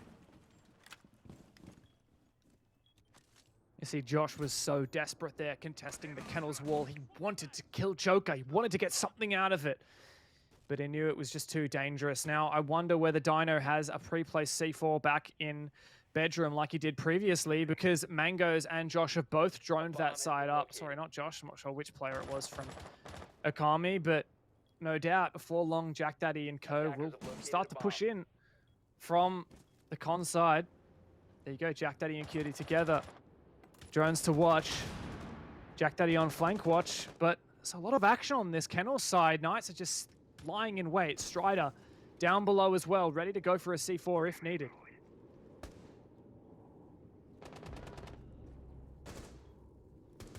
Strider doesn't need the C4. Just take out Ipistol. And that's probably the one player that you really want to take out first up. The entry fragger of Akami is down. But there's presence over in construction. Clear out these ADSs. And the utility of Knights, who are still 3 strong on site. 1 in rafters as well of garage. So it just leaves Strider roaming around down below. Mostly turtling, for the most part. Juicy takes a bit of damage, has to fall back here in cash. Considering how low Josh is as well, never mind. As soon as I mention it, he does go down to Cutie. Now it's a 4 versus 4. 35 seconds remaining as we're starting to see the entry, the push, the shots from Akami. And they've completely cleared out this construction site, this west side of the bomb sites. Everyone is now fallen back over to, say, like top red, for example. I think there's still 1 in garage, and then Strider roaming down below, second floor. As Dino takes out Mangoes, the return fire has to come from Jack Dad. Cutie's going to get Hayward, 17 seconds, the double kill. 1 versus 3, Strider, overtime match point. It's yours to stop. For the barbed wire, that's in his way. And along with that is going to be Joker in his way. Top right, Akami. What a comeback win on Clubhouse. It was 4-1. They take it in the end in a very convincing manner, 8-6. This is my first time seeing the beautiful Zafir Elite animation. Brand new, well-deserved MVP for Ipistyle, and that was a grueling experience. 23 kills! Wow. What? I had no idea. I had kept an eye on the score. 23 and 8. What is that? An 8-6 hard-fought victory for LFO, proving me wrong, proving me the skeptic about Clubhouse. And, well, it wasn't easy for sure, but they do nail the coffin for which they wanted to seal in Knights. And, man, that was just a non-stop ride. And to come back from 6-4 to 8-6 with a 4-round win streak, incredibly impressive for Akami. Really, if you take out those first 6 rounds, it was a 7-2 win technically from that point onwards for Akami. And we had at very different times different tunes about how the round was going. At 4-1, it was like, man, like legitimately Knights were like all over Akami. The rounds that Akami had then subsequently won weren't something that was, say, dominating. They got a couple of cheeky kills, and from there, Knights were able to then respond, say, in the next round. But did they ever step up on their attacking side? That's to say, ridiculous from Akami. I think that the real key round there for both teams was that failed rush. On 6-6 overtime, Knights saw that Akami were doing that SSG roam strat, and they thought, oh, guys, let's just do a blue rush. It's the most tempting thing. Whenever you see that, oh, blue is just free, we can surely go in, and it did not work. And I mean, what a hard-fought map. Akami well-deserved on the win. 100%. We've definitely got a series on our hand in the end. Akami do actually get their map pick as a win. 1-0 in the series. Cafe on the other side of the break. Bomb located by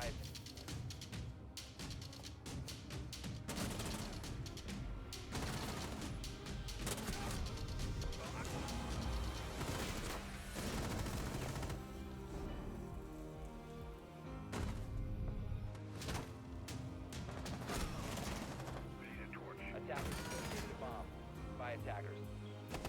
Attackers bomb.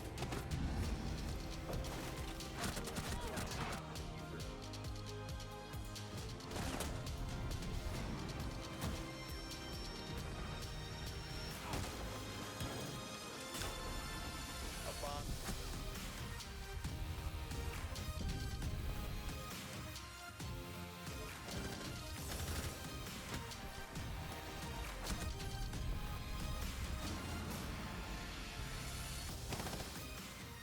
Please hold. Your call is very important to us. All operators are busy at this time.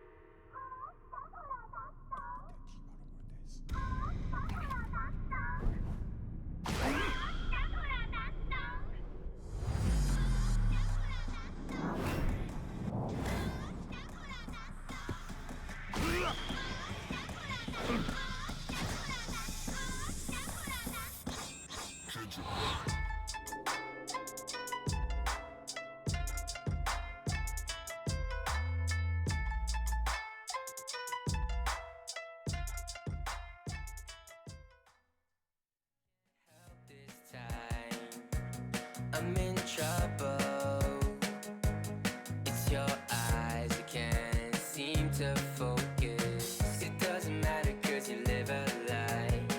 You want attention from every guy in the park, but when you call, give you my heart, you rip it out. I can't pretend to like you, I hope you feel the same. I take a chance and not lose. I can't pretend to like you, I can't pretend to like you. I hope you feel the same. I take a chance and not lose. I can't pretend to like you, I can't pretend to like you. I hope you feel the same. I take a chance and not take a chance. I can't pretend to like you.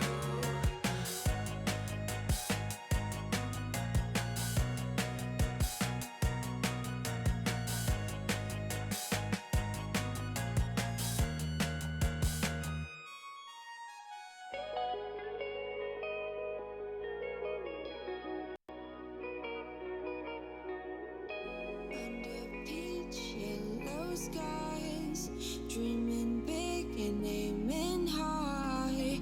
Name the clouds passing by, wishing we run away. All we need is our passports, baby. Leave the rest in our troubled minds. Let us go down in laughter, baby. Trying to figure out what we're after. We're never heading back until we're older. We couldn't care no more, not any longer. Under peach yellow skies, we keep on searching, but we will never know what we're after.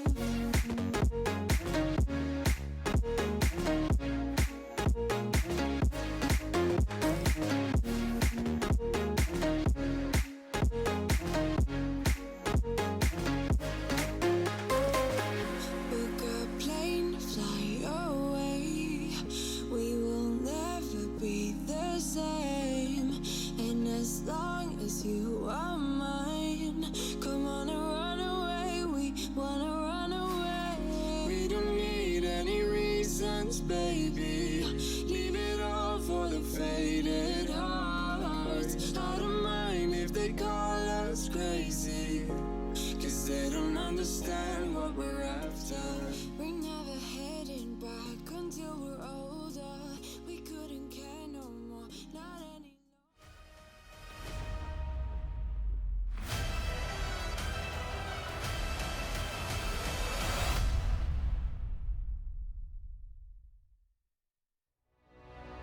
Three maps in the books tonight, one more still to be played. And, well, we had an absolute barnstormer of a match between Knights and Nakami Dev as we head into what is going to be the final map of the series, end of the night. I'm excited. We got a 6-8. It went in Nakami's favor. Will we see it replicated, though, heading into Cafe? I mean, we could see Knights come back. They were so strong, especially on their attacking half on Clubhouse, which was Akami's pick, but now we're back on Knights' home turf. It is Cafe. They won it last week 7-2, oh so convincingly against Elevate. They also won it against Kanga, the same scoreline. So we know this is a map that Knights are good on, and we know Akami has been pushed to their limits despite some good performances on Cafe, a 7-5 against Sinister. And then earlier in the season, they actually almost lost it to Kanga, just clawing over 8-6. So I think that this is going to be another map where both of these teams are really good, and they're going to have to fight tooth and nail for those 3 points at the end of the rainbow. Yeah, 100%. Look, at the end of the day, though, both are 2-1 on Cafe this season of 6 Masters, and it's very much a reason why, as you can see, the poll vote, this was always going to be a bit of a split. Right now, though, for the 45% that chose Knights, that's no longer a possibility. They dropped Clubhouse. Akami ended up picking up their map pick. The 13% that said draw, I'm part of that 13%, Dev. I don't know. You're making the case now for Knights coming into Cafe. If that happens, the draw is then likely. I actually put, for my snowball predictions, I put draw for every single match this week. Partly because I thought that a lot of them, had a chance to be a draw because Six Masters is super close, but also as a bit of fun. And I totally think it's possible here, especially with how good Knights were on their attacks, how in sync they were. They could definitely take it on their own pick. We head to Cafe for the final map of the night. I'm sure it's to cook up a storm between Knights and Akami. Clubhouse definitely brought it. It was 6-8 to Akami. But Knights now look to bounce back. Have fun, and good luck, Go to the ban phase.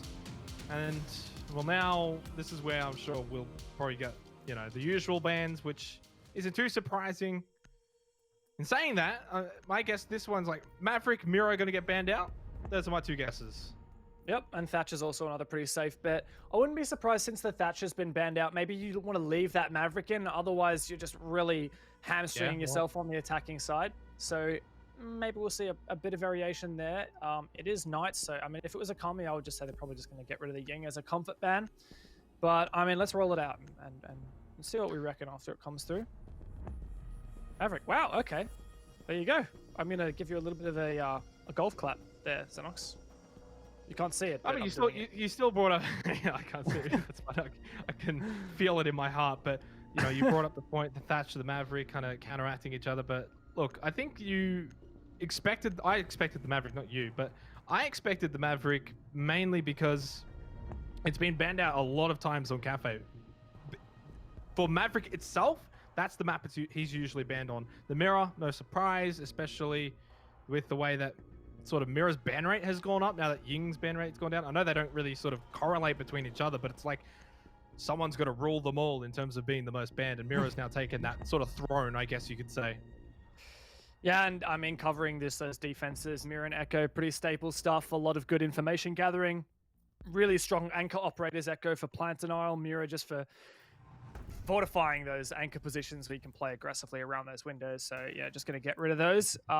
But yeah, I mean, talking about these attacker bans, which I think is really what's interesting here. We've got Thatcher banned, and then Knights had this decision. Do they want to get rid of the Maverick, as you're saying, very common and very powerful on this map, or do you want to get rid of something else? And they did get rid of that Maverick, and where that kind of leaves us is a position where wall denial operators, there is just almost no effective counters for them. And you really have to try to change the way that you attack. If the defenders have a Kaid, a Mute, maybe Jack is going to pick a Kaid here. There you go. So I think that's a read from Jack that he's saying, look, Maverick's banned, Thatcher's banned. We're going to abuse this wall denial as much as possible. And so, for example, if you're talking about bar backstore and that wall that so commonly gets attempted to be opened up from piano into bar backstore, there is a soft floor below it, but with you not being able to Thatcher or Maverick off that Electric Claw, you're really just going to have to go downstairs into reading, maybe with your IQ, and try and remove that Electric Claw. But there are some cheeky little places that you can put these Kaid Electric Claws where they can't actually be shot. So there's going to be a huge task for both of these teams when they're on the attack to try and figure out how to deal with this wall denial. 10 seconds remaining. I like the Goyo pick as well. We didn't see it, I don't believe, at all on Cafe in the last series between LFO and Sinister this evening. Typically, you might just see the shield placed down over it. Yeah, I don't remember it either. He just plays that shield down at Pixels, the usual place, or just above White Stairs. If you're going to play a bit further back, depending on how you want to sort of play this bar cocktail defense. Not sure exactly. I'm assuming he's placed it for Ippy style. I mean, yeah, I can't tell at the moment. Yeah, it is a Goyo shield. There you go, Vulcan shield, I should say. I don't know where his second one was, but yeah, Goyo actually one of those operators, came in quite powerfully into the meta when he was released, and of ANZ teams, it really was Akami who embraced that Goyo. Look at that, Ippy style just protected, but finally the Vulcan shield is destroyed. A lot of utility filed in from Knights, but very efficient stuff, and then a Capitao Firebolt on top of it, really to just burn him out of that corner, and the first pick. Man, Knights, they may have lost that heartbreaking map on Clubhouse, but they're coming in with a storm here on Cafe. Can't get ahead of themselves, though. They started amazingly on Clubhouse. For those who missed it, they were up 4-1 before Akami literally stormed back 7-2 from that point onwards. So a fast start here on Cafe may not tell the entire story. In fact, the round's not even over yet. Josh is low. I know Ippy Style's about half health. That's a bit better though. Dino gets Cutie, and from here it should be easier for Knights. Baron Cocktail has not been the defender's best friend this season. That might just be the case. And for Kami, I don't read too much into this. I want to see how they play, you know, reading in Fireplace, for example. Are they able to make that really difficult to take for the attackers? And the kitchen's the deciding factor in a lot of this as well, where more mixed results. Minute left. And there's at least something back now from Ippy Style. Joker roaming below. He does put someone outside, repelling. No, just standing. A minute left though. Joker loitering downstairs with the C4 in his pocket, ready to use. And Dino, been such a hot fire player recently, gets aggressive and takes out Style. Jack and Joker both low on HP. Dino as well, but he pushes aggressively into bar backstore. SMG 11 in hand, and oh my goodness, this is gonna be one hell of a kill cam right here.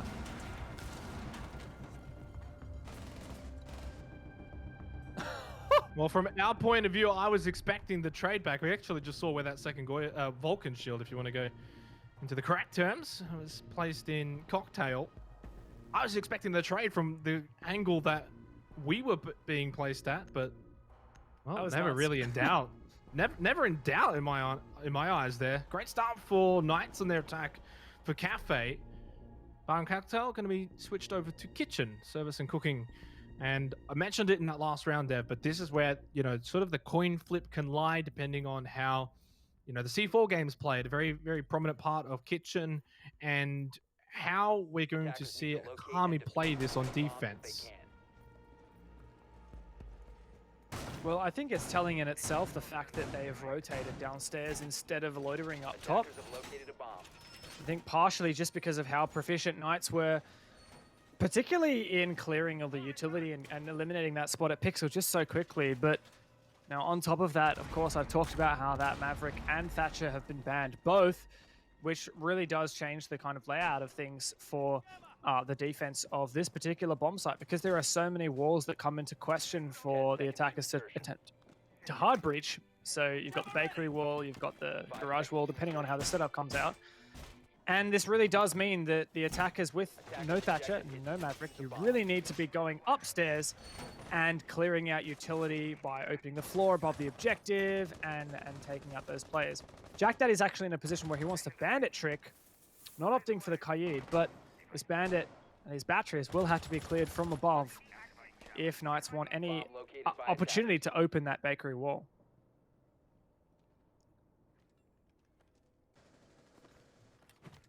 And I'm also just looking to see how much presence there is on that second floor. We haven't seen it too often. But at times, some teams do elect to maybe place someone around, say, train, mining at times. But typically, if you're going to have any sort of presence, it's maybe around the stairs, red or white stairs. Probably more so white stairs, whereas it looks like Joker's holding, because it gives you more of an avenue to fall back. You can hold the stairs, say, like second floor, and then fall back down to the first floor really easily. Whereas if you're sitting in train and mining, you're just not going to have that easy accessibility to get back down into the first floor. So Joker kind of roaming around white stairs, going up and down, depending on how he's feeling at any given time. Mango's close by. Although Josh, now the top of white stairs, is going to be pushing down. Minute 47 seconds. Knights just clearing through. It has taken quite some time, but that's primarily due to the mute jammers that Joker has placed upstairs. A smart move. Yeah, that's a, I was going to say Valkyrie camera, but there's no Valkyrie. I guess it's maybe a hacked drone from Cutie. Ooh, C4 comes out. Oh no, that's going to be a freebie. Surely he spots out the player on the camera, but he just can't get it around the bars. Oh my goodness.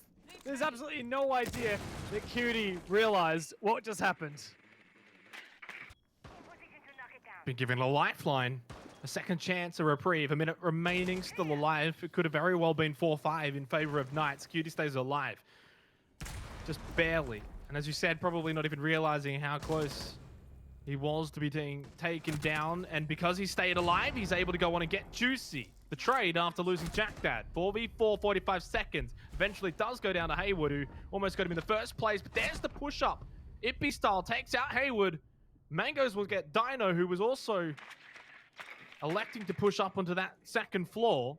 And while they didn't start on the second floor, Dev, they were always ready to push up the stairs if need be. 27 seconds, Knights in disarray. 20 seconds left and just 2 players for the attack, but only 2 players to find on the defense as well. As you mentioned, Mango had rotated upstairs. Joker in an unusual position. Josh not likely aware. The flank comes around and the Mute does find that kill. It's a 2 versus 1 and the trade comes out. Strider still, there's a chance for him here.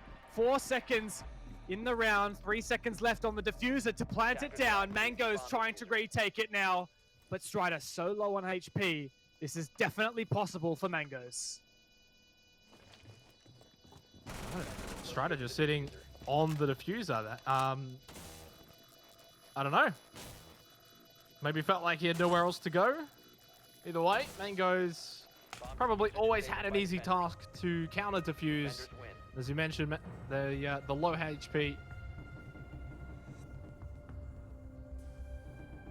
I mean, it was a good effort, right, from Strider. It was a 1 versus 2. But yeah, maybe you could say, what if this, what if that, about that kind of last moment there, where after he got that diffuser down, how to play the post plant, but just such a difficult position. I think he was so worried about trying to relocate that he decided, if I'm going to be exposed while trying to move, I'm just going to stay here. Pika's advantage and low HP were not his friend in that final engagement. But Akami, look, they continue the trend of losing 1 defense and then rectifying it, but they will eventually have to go back to Bar Cocktail. We've talked about how it's maybe not as popular as it was in the past, but here reading is going to be next on the agenda. Defenders, protect your bombs from being defused by attackers. The 1 defense curse has afflicted both sides now. Although, this is where, if Knights can break the curse, and, well, not break the curse, actually, if the curse continues here, then, sorry, I should say, then it would be horrible for Akami, because this should very well be the hardest site to take. The Goyo as well, if he's going to place it at Pixel, and then I presume the second one's going to go at Cocktail again, like we saw in the first round. There's going to be a lot of presence up on this 3rd floor. It takes so much time to clear it all out. Usually you've only got 40 seconds left at that point, and if you haven't then lost anyone either, it makes it so difficult for the attackers. Interesting to see 0 reinforcements placed on the bar backstore wall from Piano, but fortunately there is from top white into bar backstore. That's fully reinforced. A mute jammer means that there's absolutely no way Knights can get that wall open because there's no Maverick and no Thatcher, so it's just not going to happen. Likewise on the wall in washrooms, Ippy style aggressive at Pixel. He has this Vulcan shield to protect him, but we know Ippy, like, he always plays aggressively on these angles. He's not just going to sit there and take it and play safely on the shield. He's going to get aggressive. It's also the situation where Knights should be pre-firing that and being aware of the playstyle of Ippy style and sort of the... They'll definitely know all about the strat. And completely clear out Pixel. Power of the Capital. 2 minutes. Well, they're not going to be able to get through washroom, but they're really just going to get funneled back out to bar. Regardless, like you said, because the bar backstore wall's not going to be able to be taken down. Regardless, I guess, for Akami's sake, they get everything that they still wanted in the end, regardless of this current push from Knights. And 2 more picks come out. Joker ready with a pre-placed C4. Does get Dino there, and another one for beat. Mangoes for his 2nd kill in the round. All Strider now finds it B, but surely they won't give him any rest here. Cautious of every angle. 4 versus 1. Strider, what have you got for us, mate? Let's go out in style, surely. A little bit of a drone there. Keep him company. He's going to lose this long fight. No way he's winning this against Cutie. Surely not. Low HP now. Just delaying the inevitable. Come on, Strider. I mean, it really fell apart when Akami just had pick after pick, right? And I mean, there was just no chance of Knights furthering this. There you go. Finally. I mean, I feel like the anticipation was just killing me. It went on for like 30 seconds. Just trying to get in their heads, I guess, with Strider. But I mean, what happened there? There was just pick after pick. Mango's got one nice and early onto Hayward. We didn't really call it out while it was happening, but I'm pretty sure that was a player repelling out on the... oh, I don't know, is it the east side? Yeah, the east windows. So the windows of Cocktail. I think there was a player out there, and Mango's got that nice early pick. And then Ippy, despite being forced off Pixel, Knights were pretty quick at clearing that utility and pretty efficient. It didn't really matter for Akami because Knights just didn't seem super proficient at actually taking control of Cocktail itself. We saw that C4 from below thanks to Dino, and aided somewhat by that barricade that was placed on the bar backstore wall into bar, really restricting the movement of the Knights players and funneling the attackers into the avenues that, Locate and defuse as many well, bombs as they can. the avenues that Akami wanted them to be in. Well, we go back to Bar and Cocktail. Akami were unsuccessful the first go around. It was the first round. Knights on that one pretty convincingly. I did take the time. Don't take too much note of that one round, though. We needed to see a bit more. We needed to see how Kitchen was going to play out. Second floor with Reading and Fireplace. We've seen those now, Dev. And since then now, 2 rounds in a row to Akami. We come back to Bar and Cocktail. You win this 3-1. And Akami continue to sort of roll on from Clubhouse if they can win this round. Knights need to even it up here. And the pressure is definitely on the back of them, right? This is going to be one of the last chances they're going to be able to take maps, because next week they've got Wildcard. Wait, no, they don't have Wild... Yeah, they do have Wildcard. I looked at the wrong for a second. They've got Wildcard next week. And Elevate. we kind of... Oh, sorry, you're talking Knights or Akami? No, Knights. Oh, right. Sorry. I mean, look, okay, both of them have got Wildcard next week, but from They Knights' do. perspective... From Knights' perspective, it's actually their last match, right, against Wildcard, and that's going to be difficult. I'm not going to say that they're going to get, 2-0'd. They might get a map at best. I don't see them 2-0 in Wildcard, so the fact that they've already dropped one map to Akami here, they need to get Cafe. Otherwise, I'm going to call it. If they lose this map on Cafe, I don't see them making top 4. Fighting words there, but I think you're right, Xenox. They're really... It comes down to this for Knights. I mean, you can't bank on getting points off of Wildcard. They are the #1 team in the league, or at least... I mean, Sinister have technically taken that mantle, but Wildcard are yet to play as many games as Sinister. So I think it's safe to say Wildcard are the most esteemed team in the Six Masters. No chance that Knights can guarantee they'll get points there. They need to get points here. Akami on the flip side, they've got challenging games next week as well. Not only Wildcard, but also Elevate to face. So in order to secure not only top 4, but Akami are a team who are pushing for even further than that. Top 2, no doubt. They need to make short work of Knights here on Cafe. Yeah. And... Oh, geez, it's been a pretty quick round already. 1 minute 20. Not a lot of time. It's a stall, it's a standstill at the moment. Dino's got Pixel, but hasn't really been able to confirm White Corridor, White Stairs from there. Only with a minute remaining. This is A bomb has been not really looking great for Knights, but on 22nd meta, all it takes is a quick push in, a couple of frags as Josh gets mangoes, and it can quickly turn in their favor. Now Kami are on the back foot. Very much so at this point. He's just going to try and smoke out Washrooms for as much longer as he can. But this is just pick after pick, but in the favor of Knights. The round that they had to win, looks very likely that they could go on and win it. Only Jack Dad and Cutie remain. They do have a lot of presence here, but never mind. Cutie goes down in Washrooms, and Jack Dad needs a 1 versus 5. Not going to happen. Strider goes for the plant, and Knights will tie it up 2-2. Does eventually happen. It's locked out from being a flawless round thanks to Jack at the end there, but as you mentioned, Knights, they won the round that they oh so needed so strongly. It looked a bit worrying there for quite some time. Akami seemed to lock out Knights any opportunity of progressing forth. Really strong hold, particularly from Cutie inside of Washrooms with, I think it was Joker playing on the shield, holding down White Hallway, and it looked like Knights they just had no opportunity of progressing forth. And a lot of kills happened off screen, no doubt towards the bar and cocktail side, and that really just left those few players who were still safe in positions much more exposed, because the ground that their teammates were previously holding was just taken away from them. And of course, that numbers advantage continued to slide Protect your bombs from towards being Knights. by So attackers. even Stevens here, 2-2.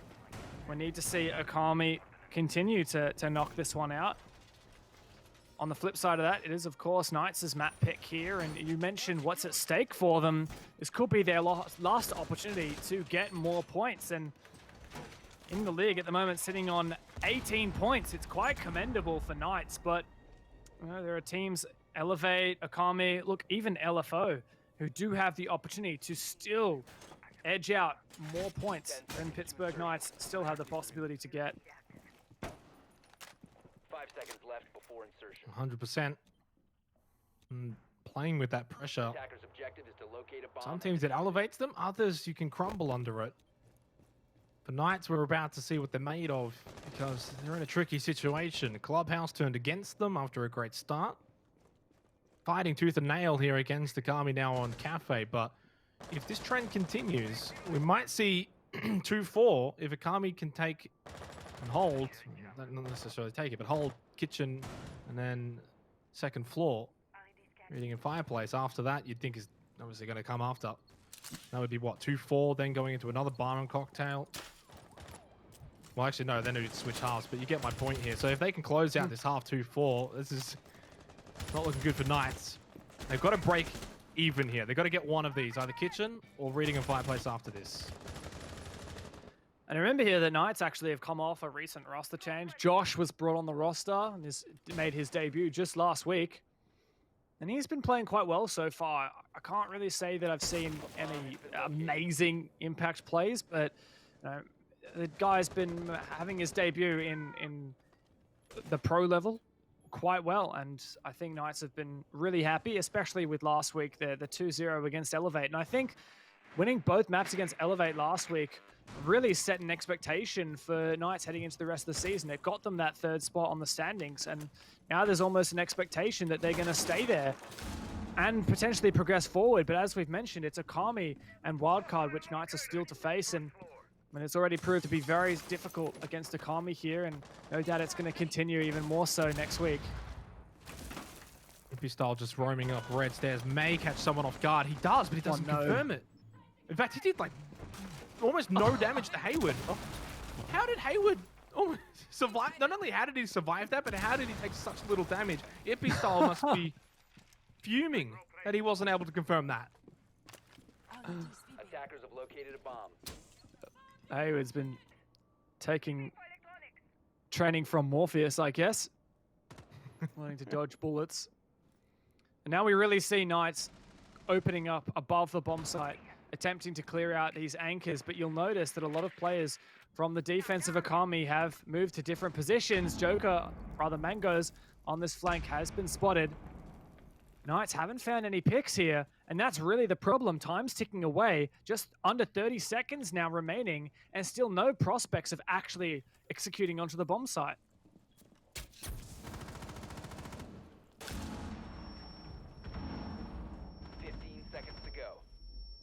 Well, 13 seconds remaining. No prospects or not, you're going to have to push in, whether you like it or not. And getting that early pick on Style is certainly going to help. There's a second one that's found, but immediately traded back. Losing 2. Strider's got in. He's going to get that plant down. No. Choosing walking for cover. Never mind, he's not getting anything down. Akami, not much of a surprise considering the way that round was going. They didn't have a lot of time, did Knights. They win kitchen. We go 2-3, and most likely we go second floor, reading in fireplace. And while it did take a very long time and Knights failed to find any picks onto Akami, it did look like there was an opportunity there on the back of opening up those angles into the kitchen from Bakery. And I think that's what we didn't see. You know, when we were spectating above, we didn't necessarily have full visibility on what was happening on Bakery. But, you know, Knights did make some good progress there. But as you mentioned, just time was running out. And there was, by the end of it, so many players from Akami still up that even as Knights attempted to force that plant down, even under cover of smoke, there's just so many players from Akami who can keep refragging, keep pushing that and making it absolute hell to try to plant it. But this is the test now, isn't it?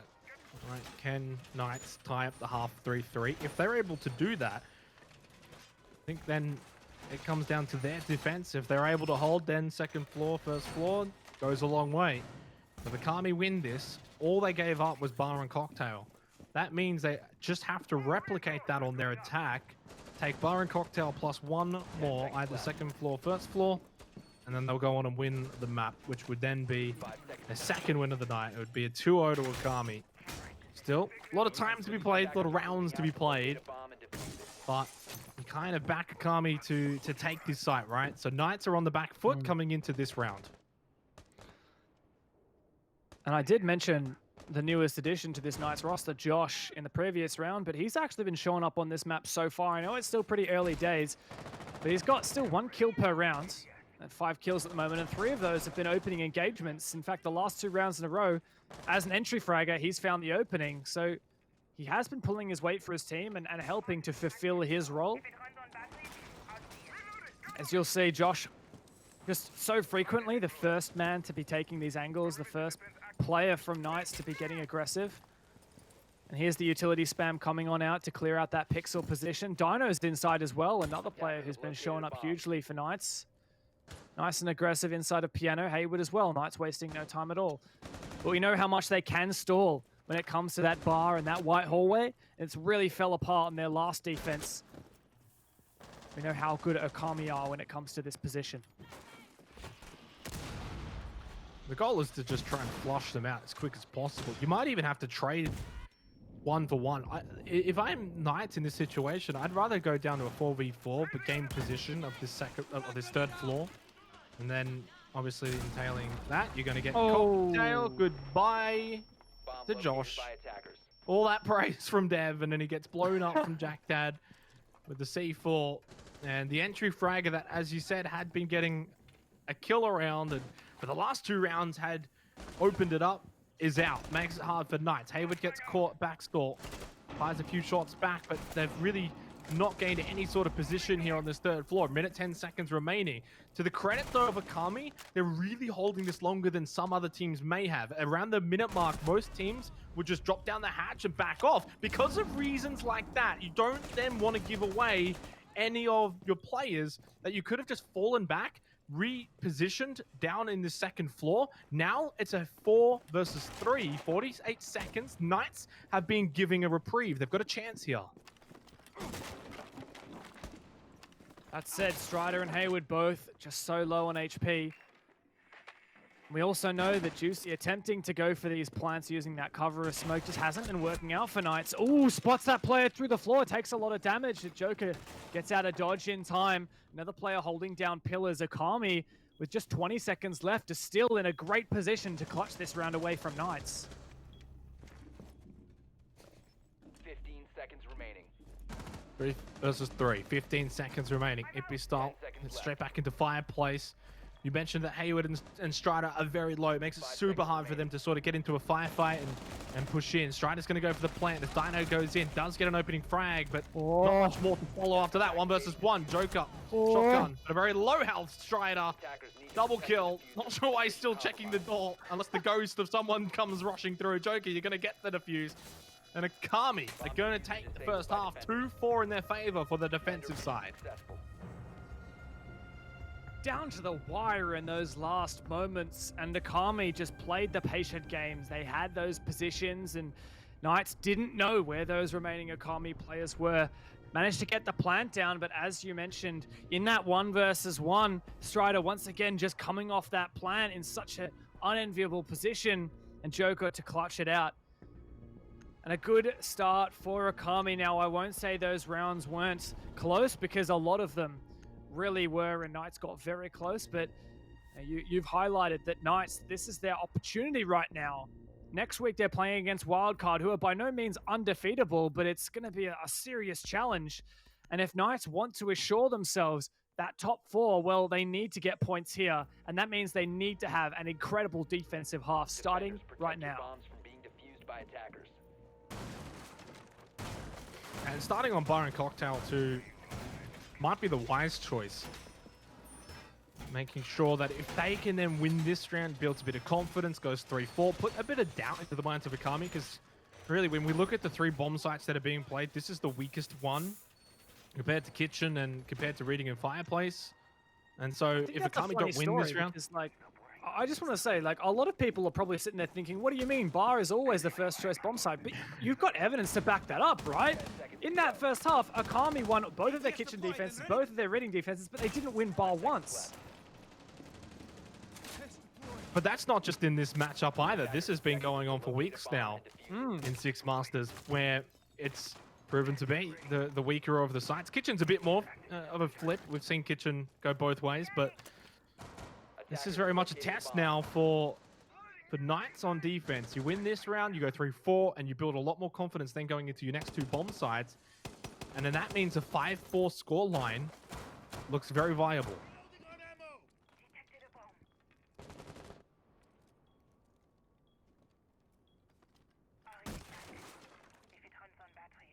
If B-Style had a huge first game, 23 kills, 2.75 KD, I think it was at the end of it, and he's on the Ash now. I coined the term Ash license. It's when you get 10 kills, you can switch onto the Ash. You get your Ash license because, you know, if you're popping off, you just get that license to frag out. Bit of a meme, but, you know, Ash in reality is actually a very powerful utility operator. She has 3 flashbangs, which are great for wasting magnets and ADSs, and on top of that, 2 explosives, which are great in this meta in particular for clearing shields, but there's no shield at Pixel from Knights. None at all. Hippie Style going to get himself into Piano Nice on. Quite a few players from Akami beginning to set things up. Hippie Style to drone out any potential pressure from below. Cautious of C4s. We know how deadly they can be on all this soft floor. Also spotting out those Maestro cameras is Mangoes, and that's what we'll see, no doubt, Hippie Styles utility used to destroy. Line up the shot. The breaching round's going to come out after clearing that ADS. Oh, chewed by the ADS. That's unfortunate. Oh, he got it. I think he got it. Yeah, he got it. Good on him. Job done, put it on the back. 1 minute remaining. The electric claw goes out onto the reinforced wall. I was going to say, actually, washroom was open, but it's not. They just decided to... I mean, because technically you could block off the wall close to where Ippy Style is close to Pixel, but the way it doesn't make too much evidence. He does actually just take the risk of running through White Corridor and gets in. 39 seconds. They may not be aware if he wants to push this. Of course, it's Ippy Style. Why wouldn't he? But he gets immediately headshot from Juicy. He was a bit higher elevated. That gives him the more likely chance that he's going to sort of shoot down onto the head of Ippy Style, and it plays out that way. Half health for Juicy to take a bit of damage. But 23 seconds, not a lot of position gains. You lose your entry fragger. Cutie's low. He does get Dino, though, from Cigar Balcony. 4v4, but 15 seconds left. There's not a lot of time. 10 seconds Mango's just this plan. Oh, it's almost in Piano itself. Opened up these angles, but the C4 does take out Mango's, and Knights with 4 players still up. Jack Daddy, surely there's no chance, and Knights, oh, it just came down to the wire there. I thought that plant might go down, but great utility usage to lock out the end of that one, and Knights are still in this game. Well, they're not just in this game. They're right back in with a massive chance now to take the lead here on Cafe. Going into Fireplace and mining. Wow. Well, I mean, that's something we don't see too often, but well, take us through this one, Dev, because I haven't seen mining for probably 3 weeks. Well, that's the thing, right? This bomb site, it's actually the least changed bomb site since the old Cafe, if you remember, many years ago, when Cafe was reworked. Oh, you totally remember, don't you? Well, one thing to note is often when more unorthodox bomb site choices are taken, we see the castle come out because you can remold these maybe more typically not defendable bomb sites to how you would like to see them. So the usage of these castle barricades is going to be really what I'm going to focus on. On top of that, also the fact that basically everywhere in both the B bomb site and the O bomb site, so in mining and in Fireplace, the floor is actually destructible. So any players, particularly Hayward playing on that pulse downstairs, can use C4 or just shoot players who are upstairs trying to get that diffuser down. So there are lots of opportunities to deny the plant with C4 like we saw last round. And yeah, there's also a lot of opportunities to hold from above as well inside Piano because the floor is soft there. But of course, you just have to remember that this bomb site relies so heavily on roaming. This castle barricade placed to protect any roamers downstairs using C4. He's still got 2 castle barricades in the pocket. It's almost like Josh is just making this up as he goes. I'm sure there's a plan in place. This is the sort of bomb site pick, right, where you've got to have a plan in place. I mean, I know you're always going to have some sort of a plan going into any sort of round, but in this case, you think, right, we've been working on this strat. Let's bring it out here. It's not a must-win round because they should be favored to win this, but considering they're doing the mining, how much pressure can they really put on this 3rd floor compared to normal? You said that they need to roam more than anything, and we look at that 3rd floor, and it is empty. Besides Dino around White Stairs, which is sort of just part of the roaming strat, Joker's looking into Cocktail like, okay, this is free. Notably, though, that train hatch into Piano has been reinforced and protected by an Electroclaw from Dino. And with no Thatcher, it's going to be, and no Maverick, mind you, it's going to be very difficult to remove that Electroclaw and open up the hatch with the Hibana pellets. You might need to use some kind of grenade to destroy that, but all right, Juicy's going to find the lead off there. Mangoes goes down, and that's all the hard breach eliminated. So doesn't matter about that Electroclaw. That was an angle contesting onto the roof. What a risky play, but for Juicy, it pays off. He's still got 2 mute jammers in the pocket. I don't know what Knights are doing right now, but it seems to be working. Expect the unexpected.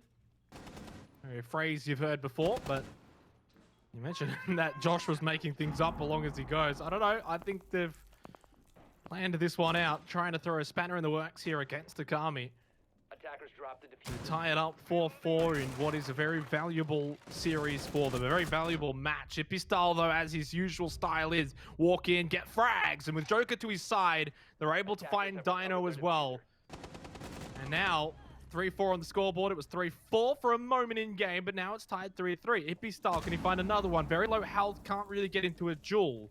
Needs to find an instant headshot if he's going to do anything, or maybe find Hayward, who's also very low on health. Flashed for a moment. Jack Dad's got the push up from Juicy at Red Stairs. Who looks into mining. Couldn't find anything initially, and a double kill for Hayward comes out in a 2 versus 2 now against Cutie and Ippy, who's now injured. 2 versus 1, Cutie full health against the 2 half health Strider and Hayward, 20 seconds. Both players lit, but of course Hayward downstairs does have the pulse scanner. He also has that C4 still in the pocket. The C4, I think that just blew up, and yeah, he's wasted it now. Still a 2 versus 1. Cutie not favored here, and he's not going for that plant. 3 seconds left. What's he doing? He's going for kills. He finds one. Hayward has to hide, and he does. It may have been a weird one, but it worked. Knights take the rounds. Wasn't expecting to see hide and seek played out, especially going into what was going to be a potential reading fireplace. Now it is going to be a reading fireplace, and the opportunity to now make this 5-4 becomes even stronger. If you suspect that Knights played the more stock standard, hold up at Cocktail, White Corridor Pixel, and from there it makes it very difficult for Akami. They got their cheeky win to give them one over Akami. Akami didn't really do anything special on their attack dev. They lost Bar Cocktail, sorry, on their defense. They lost Bar Cocktail twice. Bombs as they can. This is a big chance that Knights were able to hold that Bar Cocktail originally the first time they were up there. Then they win mining. Now they got their stock standard one to go up 5-4. You make a great point, in fact. Knights have won the 2 bomb sites that Akami either never won or never even played. So from here on out, in theory, you know, the only bomb sites that they're yet to defend are the ones with an 100% defensive win rate on this map so far. So that kind of gives you a bit of confidence, doesn't it? Moving forward into the rest of this. Maybe Knights can actually lock this out and really steal ahead on their defense. Akami set the standard of 4 defensive wins in the half, and I think Knights are going to raise them potentially for even more. Well, it is Knights' map pick. 7-2 Elevate last week on Cafe. This has been much closer for them. Probably too close for their liking, considering they had already lost Clubhouse earlier. In another reality, though, maybe they don't kind of throw away Clubhouse. Maybe they go on and win Clubhouse. So that's the way it was looking at 4-1. Knights could have been in position where they 2-0'd this series if they win Cafe. Of course, ifs and buts, but in the end, Akami got the job done when it mattered towards the end of Clubhouse. Can they do it again similar on Cafe, where now they're being pressured? They had a good start on their defense, 2-4 in the first half.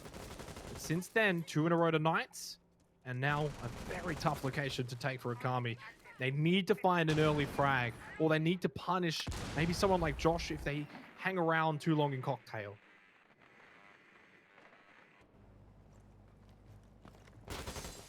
Also, gonna keep my eye on Juicy. He's found the opening pick. Both defensive rounds this far for Knights, and well, from Akami's perspective, they need to make sure to shut him down. Joker repelling on these windows, vulnerable to a jump out, but no doubt he's used his air jabs to protect him. Juicy, so keen, he wants to go for it. Is he he's gonna do gonna- it? He jumps outside, but he gets killed by the Claymore. If only he could have finished that spray before, but no, he only lands one shot, and Juicy meets his demise. Fortunately, there's a trade elsewhere. C4 in hand for Strider, expecting a bit more pressure up on that third floor. Greedy from Juicy, but understandable. You mentioned how eager it seemed he was wanting to do that. Can't get the C4 up because from below. Hello. There goes an Ippy style, both at the same time in two different areas, are able to find frags. This is impressive from Akami. They've sliced through the defense of Knights Attackers are activating on the the one bomb site that they didn't lose, and on the one site that usually is hard to take. This has been a very intriguing defense from Knights. Winning rounds they shouldn't win, losing rounds they shouldn't lose, although 1v3. Josh can still drop down Cocktail if he wants. You can change it up. Just over the balcony. 27 seconds as he keeps pre-firing for these wall bangs. Not going to find it. Akami win the round. Every time Knights tried to make some kind of aggressive play, it was shut down. Of course, we talked about Juicy going for that jump outside. There wasn't an air jab, and perhaps the fact that Juicy couldn't hear an air jab, because they do make a tiny little whistling noise. You can hear them. Perhaps him not hearing the air jab made him think, okay, this is a freebie. I'm going to jump outside. Of course, the Claymore doesn't make any noise, so boom.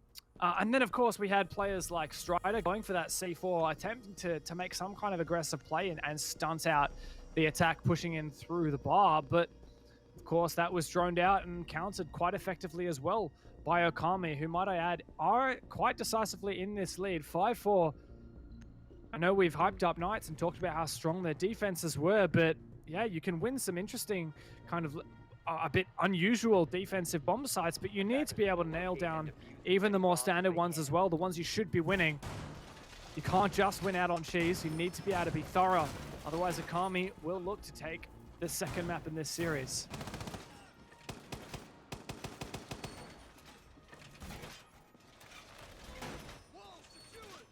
Once again, the test presented though to Akami, in this time a bit more of a reward, potentially laying on the other side of it.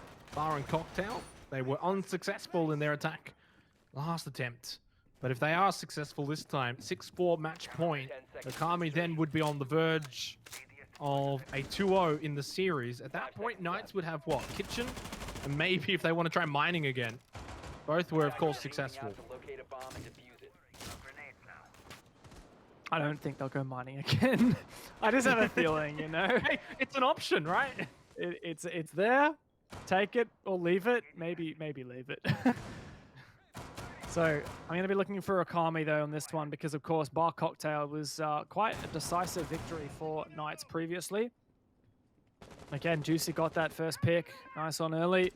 Dino actually very aggressive at top red stairs at the moment. Is he perhaps holding a C4? Waiting for this hatch to get destroyed so he can toss out a C4. You can see Knights are just so eager to make some kind of aggressive play. Over he is droned out, decides not to go for it, but he does take out the drone in the meanwhile, and never underestimate the value of killing a drone. It's a very limited resource for the attackers, but so are heads, and Hayward just lost his. I'd rather get a player than a drone, but I understand your sentiment. Hippie style once again with an entry frag, although there's no entry just yet. The frag nonetheless still came through.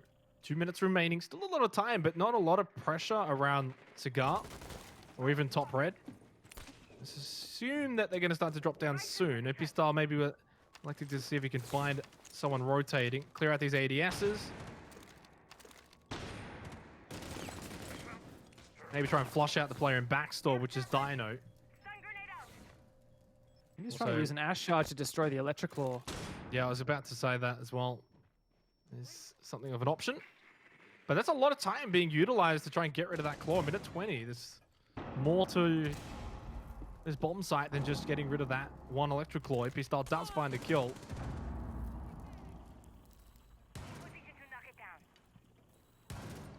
Juicy wants to peek on out here. Oh, and he's punished. Nice headshot there for Itby. Really great round for him at the moment. And Cutie also piles on. Josh, last man standing, manages to rotate up back to Cocktail. Nice on easy, but 1 versus 5 and a whole minute for Akami to work with. There's just no way this is going to happen. He spots out one player, a C4 in hand, but punished from every direction. Akami spearhead themselves onto match point, and in such a fashion with the flawless round.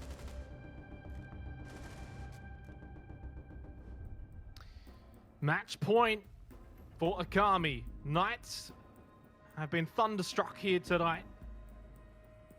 We had the poll vote earlier on. A lot of people favored either side. I mean, to be fair, no one really expected a draw tonight, apparently. Everyone was either Team Except Knights me. or Team Akami, except you and me. I said a draw as well. Thank you very much. Hey. Okay. Okay. But Okay. regardless, we can be wrong together. I think we're going to be wrong together here. Match point down to Kitchen. Akami are just 1 round away. And for them, I mean, looking forward to the next few games next week. They've got Elevate followed up with that is Wildcard. They needed these rounds. They really needed these maps. Oh yeah, that's it. I mean, Akami Attackers need got to to be locate happy and with defuse themselves as if many they can bombs close as it out they can. here. It's been tough against Knights. There have been some roadblocks, but Attackers have to close it discovered out the and get location that of a full bomb. 6 points will put Akami on tied points with Wildcard. And, well, obviously them not having played each other is then going to put even more stake on the game that they play next week, which will be insane. But, of course, every point that Akami gets, every map win, helps secure their spot in that top floor, running away from the likes of Elevate 10 and the seconds Knights, of remaining. course. But Sinister and Wildcard and potentially Akami looking to be in a really strong position going into our final week of playdays next week. But of course, let's not get ahead of ourselves. Akami still have to secure it here, and Knights really not too far away from taking us to overtime. It happened on map 1, might be in the reverse, but I definitely wouldn't count out the possibility. No, but it's a very real possibility, and that's the startling fact for Knights. And the other startling fact is, unfortunately, well, not necessarily unfortunately, Knights did a lot of work last week taking care of Elevate, but moving forward, they've now only got 1 more play day, and that's going to be next week against Wildcard. And again, we've touched on that earlier on as Ippy Style finds Dino. I believe it was Ippy Style. I looked away at the last second. It was Joker. That's how much I'm used to Ippy Style usually just finding the first kill. Can you really blame me there? But I was looking at I was looking at the matchup, of course, next week for Knights, and it's going to be a very difficult one. So, and now it's going to be a very difficult round as well. 2 minutes, 4-5. It's looking good for Akami. And I mean, what is this from Juicy, right? On the top floor, playing Vigil, obviously trying to evade drones, but and surely this isn't going to work. Surely Knights need to rely on something more reliable than, I guess, a kind of cheesy play, having a player unsupported. Obviously, someone flicking onto his camera to try to help him out. Benefit of the Vigil, of course, is that any pre-placed drones that Akami are flicking through while Juicy is using his ERC-7 disruptor, it does protect him from being visible there. Strider actually getting aggressive now that Juicy has called out there's a player way out. Hayward does find a kill. Numbers even, and that's Mango's poor man once again taken out nice and early. Strider's droned out, so he tries to back away. But still Juicy keen to try and find this player. Oh, the Gets timing. peeked from up top, and there you go. That's Joker to find his second on the round. Joker for 3. 4 versus 2 now, and Akami still on match point, edging ever so close to getting this 2-0 on the series. Joker's had enough. He just wants to go to bed. He wants to put Knights to bed as well. The timing, though, unfortunate for Knights, because really Joker may not have even got to that point. Had they not looked away at the last second. 40 seconds remaining now. Hayward even just struggling to get the drone. This is sort of indicative of how this is now going. Unfortunately for Knights, it's all upside down. It's a mess. 30 seconds left. Akami edging closer and closer to the series win, to the map win. Edging on through, you hear the G8 ringing out from Jack Dad Ippy style for another all on Josh, holding this long angle in the crossfire, and he is eliminated.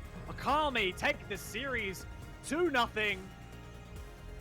It was hard fought, but they deserved it, and will be preparing for their matches next week after that impressive performance.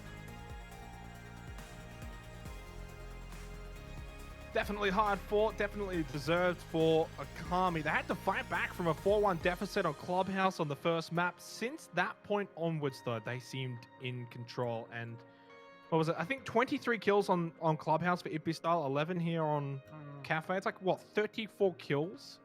Ridiculous night from Ippy. Not too much of a surprise, though, but Akami pick up 2 very, very valuable map wins going into next week, where, of course, they've still got 2 more play days, one against Elevate and one against Wildcard Gaming. That series against Elevate may dictate between those 2 teams who makes top 4. Juicy, juicy stuff. But what a series and what a night so far, Dev. Oh, it's been crazy. We are really getting to the end of the season, and you can just see the movement that's possible within the standings is making every single round just a nail biter. And I'm holding my breath just to see who's going to edge out on top.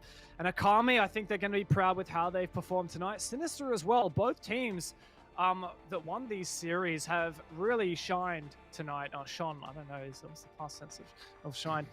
I mean, it's been great to see. We've been witness to some fantastic games, and I mean, Knights and Akami was one that was always going to be close. I think we didn't know quite what to expect. Yeah, we were a bit befuddled by the map veto. Map 1 did not disappoint at all, and I think Map 2 also set the stage for Akami going into the end game of Six Masters quite strongly.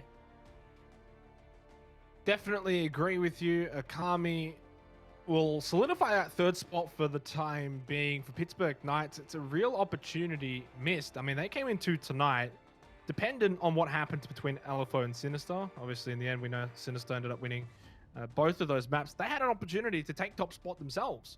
Had they, of course, then won both maps against Akami. In the end, they don't win a single one. In the end, we don't have a single draw in either series tonight. 2-0 to Sinister against LFO and 2-0 to Akami against Pittsburgh Knights. And in a way, almost, I won't say directly answers my question, but indirectly, right, doesn't then give that excuse over to LFO about missing last week and their play being rescheduled for next week, because Akami were clean, they were precise, and of course, they didn't play last week either.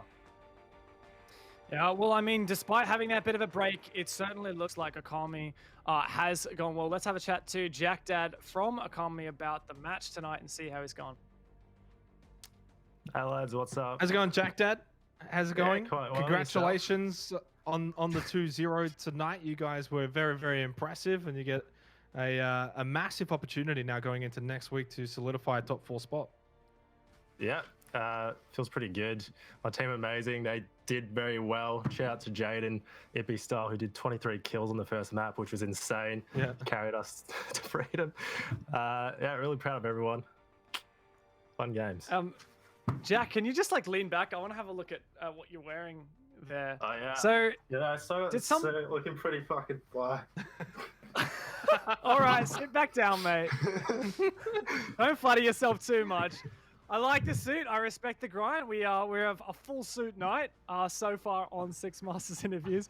So, mate, what I want to ask, why Clubhouse? I mean, on paper, I didn't have a lot of confidence behind you guys. I mean, you proved me wrong by the end of it, but man, that was a tough slog. You guys have previously banded against Sinister. Why take us there? Yeah, just felt like playing it. We're all pretty comfortable on it. yeah, that's it. Thank you, Jack. That's very insightful. I mean, I'll expand onto it, but was there any thought about Villa at all, or was it just always going to be Clubhouse? No, yeah, it was going to be Club Cafe, which is what we prepped for mostly. And yeah, worked out in the end. Before I let you go, though, Yep.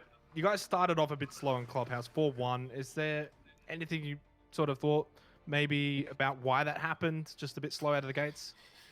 Yeah, just a bit slow out of the gates. I felt on some of the rounds it was just tiny mistakes that cost us everything. Yeah, so it's pretty easy to bounce back if where you'll just keep calm and frag, keep a good mindset going forward, and yeah, brought it at home in the end. Alrighty, well, thanks a lot, mate. Best of Cool, luck thanks for the next chat. week in both of your matches. See you guys. Yeah. I was not expecting him to stand up. No, I was gonna say, if you ever see someone wearing a suit on broadcast, especially at home, they're probably not wearing pants. I think he was wearing pajama pants. At least they weren't short, Yeah. like little Yeah. shorts or something. But hey, Yeah. answered your question a bit there, Dev. Villa never even in the frame of mind, so So I feel a bit vindicated there. Yeah, I'll let you have this one, Xenox, but can I just point out, this week on Six Masters, the players were dressed more fancily than the casters. And I mean, how does that make you feel? As the guy wearing a hoodie right now, how does that make you feel? Is that even a word? Fancily? I don't know if I've ever heard that one, I but don't have a go on my hey, vocab, all right? listen, okay, I like my little Six Masters shirt. That was hard to I do see, too. but my microphone blocking it the whole night. But look, yeah, what can I say? They've got style. They play with style, and their fragger was Ippy style. Certainly was stylish, man. Well, let's have a go in chats to Strider from Knights. How are you going, Strider? A bit of a rough one tonight, unfortunately, having this conversation. But just take us through, I guess, your thoughts for yourself and as a team. Yeah, we're a bit heartbroken, especially on Clubhouse. We started off strong. We came out shooting, but we felt as though we just couldn't secure the rounds when we were defending. And I mean, hats off to Bistal with 22 frags, but we knew what he was going to do. He was going to sit in blue, and as you saw, like, it really hurt me in particular. And all the other sites, it wasn't really anything special. It was pretty default. I think we were just not playing to the best of our ability tonight. So yeah, like LFO definitely deserved the win. So while you are a bit modest with how it went on Clubhouse, like, you guys took that so close, and you guys had a few match points in there as well, especially starting strong on your attack. You made me and Xenox, mainly me, question why on earth Akami would take you to Clubhouse. And by the end of it, you guys had some really strong attacks, but once you hit overtime, straight out of the gate, you saw that SSG roam and you went straight for the rush, and it just, you fell flat on your face. What was the thought process there, and what went wrong? There was probably a little bit of miscommunication on what we actually wanted to push in that regard. We felt as though the clear for the SSG roam was like, it did work on the previous round, but it kind of relied on a few gunfights that we didn't quite want it to be like that. So we just decided, let's go hard and make them force them into doing something different. But yeah, we definitely just like got turned into a shooting gallery once we dropped blue. But on win a few gunfights in sight, and then that's a different round. Going into that map then on Cafe after losing Clubhouse in a pretty close fashion, were you guys aware of any sort of, like, I guess, pressure that may have been on you guys as a team to sort of take that map, considering, you know, you've only got one more play day next week and it is against Wildcard? Obviously, you guys will back yourselves to get something from that series. Admittedly, it is going to be tough, but to get nothing from tonight really does, I guess, hurt your chances for top 4. So did you feel that pressure going into that map? Yeah, it definitely hurt. We felt as though we did not perform tonight, and at the end of the day, tonight's just going to be remembered as a 2-0 when we felt as though we could have at least brought a 1-1. At least taking them to Cafe, we knew that it was just going to be like Ippy flank and Cutie with the vertical play, but they didn't even get to that stage. I think we saw that they were quite strong against Sinister, so we always knew it was going to be a tough one to take them to Cafe. but it didn't quite work out as what we expected. And you saw like they punished us for picking it. Thanks for coming on, mate, and sharing your thoughts. Wish you the best of luck next week. It's going to be tough, but I know you guys will give it your best. Thanks, boys. I'll catch you later. A little bit somber, Dev, and definitely agree. You know, and I think it's fully respectable to say, you know, they're heartbroken from that because that's the case. This was a big opportunity for them to get a 2-0 themselves. A lot of people thought in the poll vote that, you know, this could be a 2-0. I said, when we both said it could go either way, which is why we kind of went towards the draw. But in the end, Akami just too strong. And for Knights now, they're left reeling. They've only got one more play day, which will be next week against Wildcard. Let's go and have a look at recap today's games that we saw play out. We had two 2-0s, both going on the right-handed side of your screen. Sinister took out LFO in a pretty convincing manner, 7-3, 7-2 on Clubhouse and then Cafe, and then Akami 2-0'd Pittsburgh on, you guessed it, Clubhouse and then Cafe. Yeah, we like Clubhouse and Cafe, don't we, in Six Masters? I do, I love it. Yeah, I know you do. Sinister really were the ones who impressed me tonight. You know, dispatching with LFO as they did, and really securing that #1 spot on the standings. Really impressive stuff. And also credit to Akami. Look, it was really hard fought, especially on Clubhouse. Let's have a look at the standings now. And in fact, 3 out of those 4 teams we saw play tonight are still within that top 4. Sinister, 24 points, edging above Wildcard. But keep in mind, Sinister only have 1 more game remaining, or 2 more maps rather remaining, whereas Wildcard still have quite a few more to go. So yeah, I mean, there's a lot of potential here for this to get shaken up as well. Do you have any expectations going into the final week, how we'll see things shift?